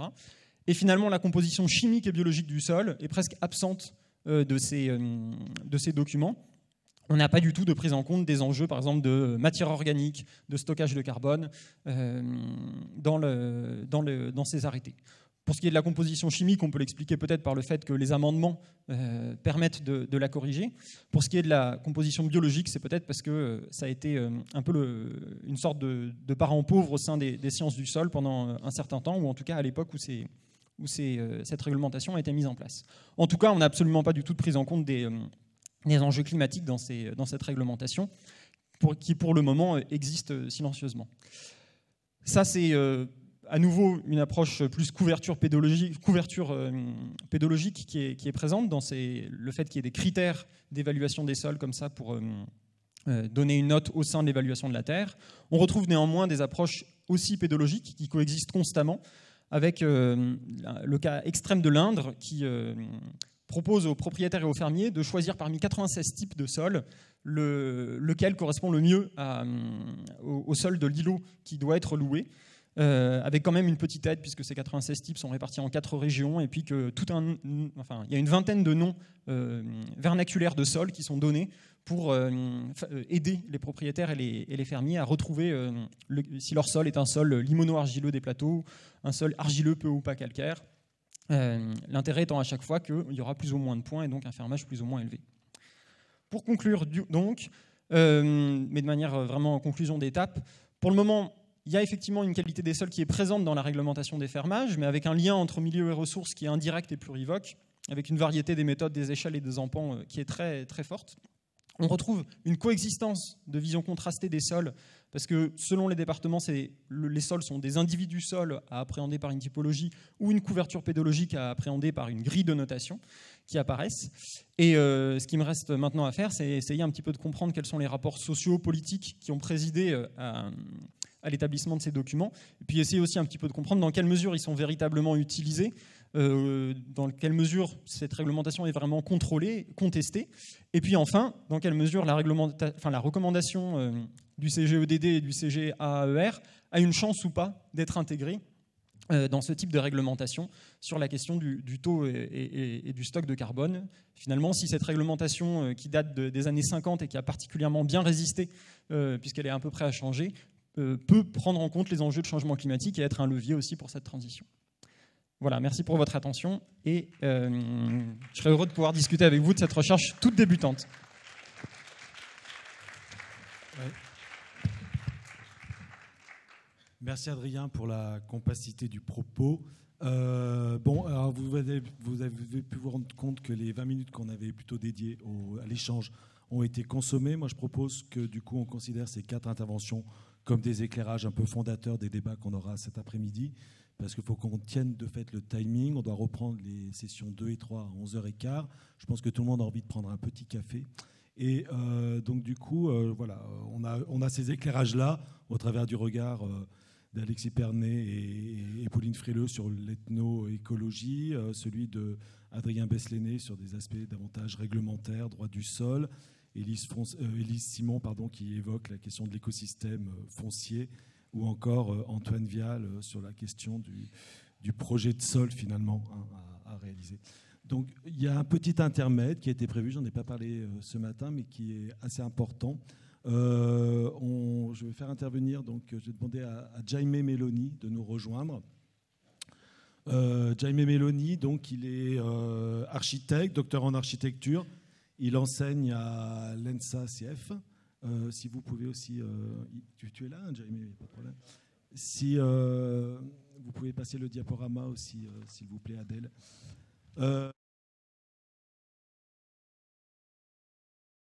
Associée à l'ENSA-CF, et tu enseignes également à Paris, à l'ENSA Paris-Est.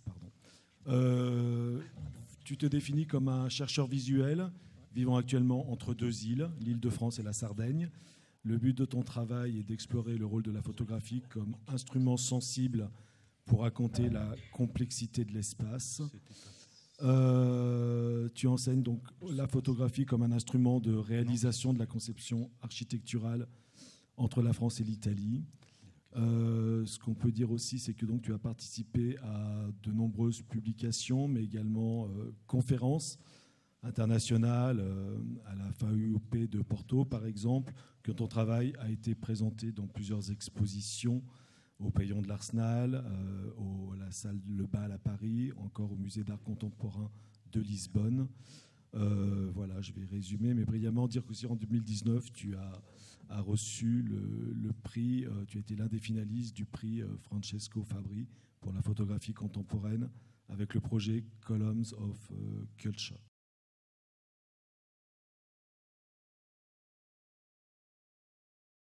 Colloque vraiment comme un moment où on pouvait vraiment travailler sur une forme de restitution aussi plutôt visuelle. C'est d'ailleurs comme ça que j'envisage aussi cette présentation. Et je l'avais intitulé Prélèvement photographique. Alors ce titre vient aussi du fait que j'avais fait une présentation et aussi une exposition à la Biennale de paysages, d'architecture et des paysages à Versailles il y a 2 ans avec l'agence d'architecture Barreau Pressaco. Et sinon, je les prends dans les... C'est peut-être plus simple, comme ça tout le monde peut m'entendre un peu mieux. Donc cette idée des prélèvements photographiques vient aussi du fait qu'à chaque fois qu'on pense qu'on prend une photographie, on est en train de faire une sorte de prélèvement du réel, et en même temps, on pourrait se questionner à chaque fois sur l'effet que cette forme d'enregistrement n'est qu'une possibilité de capturer aussi cette forme de réel et de l'interpréter. Donc ça, c'est un peu ce que je pense aussi dans ma pratique, un peu ma posture aussi en tant que photographe, sur comment je considère aussi l'acte de prise de vue. J'ai choisi de commencer par cette image parce que c'est aussi une forme des citations d'un artiste italien qui s'appelle Burri, qui a beaucoup travaillé aussi sur cette approche à la matière. Et c'était aussi pour montrer qu'à chaque fois qu'au final on prend une photo, on est en train d'enregistrer donc quelque chose qui a une relation au réel. Au final, dans notre inconscient, on peut aussi retrouver une forme de relation avec celle qui est notre culture visuelle. C'est juste pour dire qu'au final, chaque photo, chaque moment aussi de reproduction du réel, au final, c'est lié aussi à celle qui est notre culture. Donc, pour moi, c'était un peu une façon de vous expliquer, en tout cas, comment moi j'envisage aussi cette approche à la production d'images, à la construction aussi de chaque image. Après, pour moi, c'est très difficile en ces moments de vous montrer les images qui viendront ensuite et de commenter aussi ces images-là. C'est d'un côté parce que je pense que c'est difficile de pouvoir avoir un double discours, dans le sens où présenter les images et les décrire, ça voudrait dire aussi mettre dans une position un peu de hiérarchie mon discours et ce que je vais présenter à travers les images, parce que je crois aussi qu'au final, chaque image est là aussi une portée aussi des discours qui est plutôt aussi visuel. Donc c'est pour ça que je voudrais aussi vous laisser contempler certaines images. Et en même temps, je me suis dit qu'il fallait développer une sorte de relation entre un texte et les images que je vais faire défiler, même si ça va être assez rapide.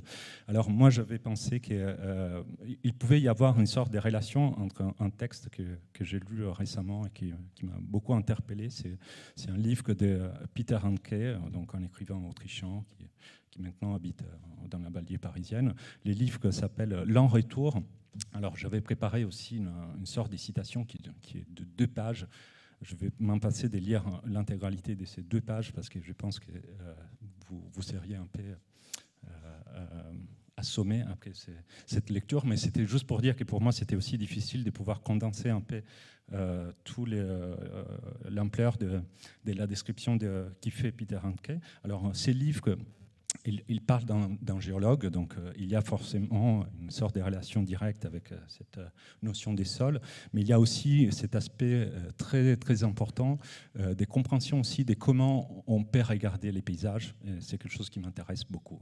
Donc c'est un peu dans ce sens-là. Et pour moi, c'était un peu ce que je voulais un peu vous présenter aujourd'hui, en tout cas.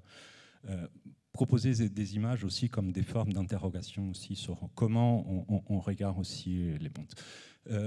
Je vais aussi finir ces préambules par les biais d'un fait très, très simple. Je considère aussi la production des images que j'ai fait un peu comme une sorte d'association libre des 1000 obsessions qui passent autour de ma tête. Et en même temps, je considère qu'au final, j'ai construit un seul projet dans lequel il y a des différents chapitres qui ne sont pas linéaires, mais qui correspondent aussi à une sorte d'évolution aussi dans ma façon de voir l'approche à l'acte photographique. Et en même temps, du coup, il vient des différents lieux, des différentes époques dans lesquelles j'ai pu les prendre. Je n'ai pas mis des légendes, c'est plutôt une sorte d'association à la fois chromatique, à la fois liée aussi à des formes, des spéculations aussi du territoire que je peux avoir dans les cadres soit des commandes, soit aussi d'activités plutôt personnelles. Donc, il faudra voir plutôt ces images comme un corpus unique et qui se montre juste ici, dans cette salle aujourd'hui, et il n'a pas vraiment lieu d'être dans un autre contexte.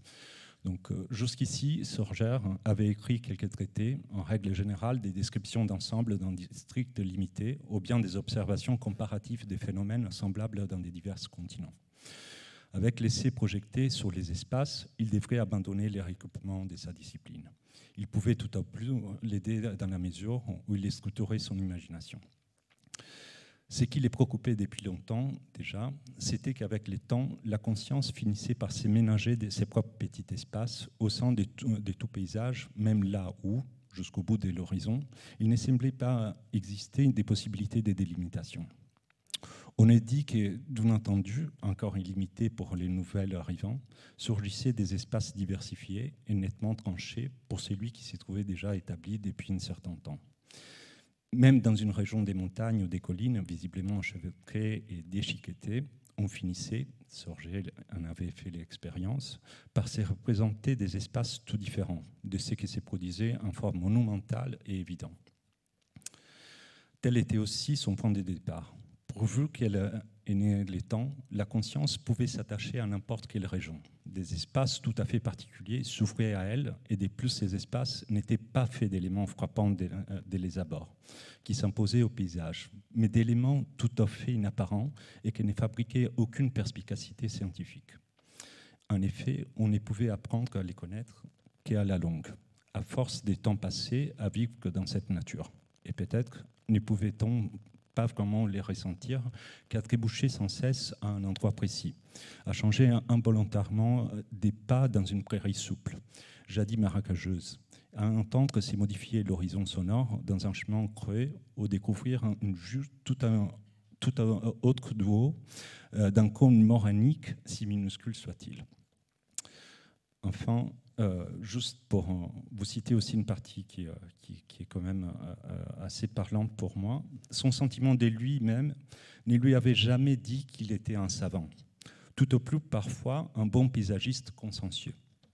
Certes, il lui arrivait dans ces cas d'être pris d'excitation comme si c'était l'inventeur du paysage. Comme inventeur, il était impossible qu'il fût méchant. Il n'était pas non plus d'une bonté généreuse, mais au fond, un être idéal.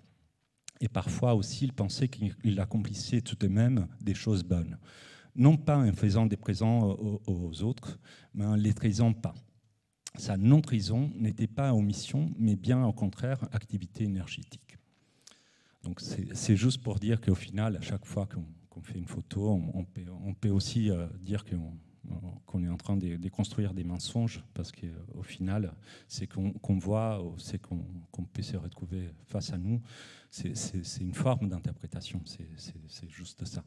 Et pour moi, au final, ces textes de Peter Handke n'est qu'une possibilité de traduire avec des mots qui sont plutôt littéraires, une forme d'imagination qui s'est construite aussi au moment où on prend à chaque fois des photos, où on arrive aussi à composer avec ce qui est la réalité, la traduire sur une forme différente. Donc pour moi, c'est plutôt ça qui fait partie de cet acte, et c'est comme ça aussi que je voulais aujourd'hui donner une restitution de qu'est-ce que c'est pour moi les sols, qu'est-ce que c'est les sols à travers la construction d'images photographiques. Donc ça, c'est plus ou moins la fin. Ça, c'était une image juste pour faire une petite citation à la région où on se retrouve. c'est une image que j'ai fait en Auvergne, c'est tout. Voilà.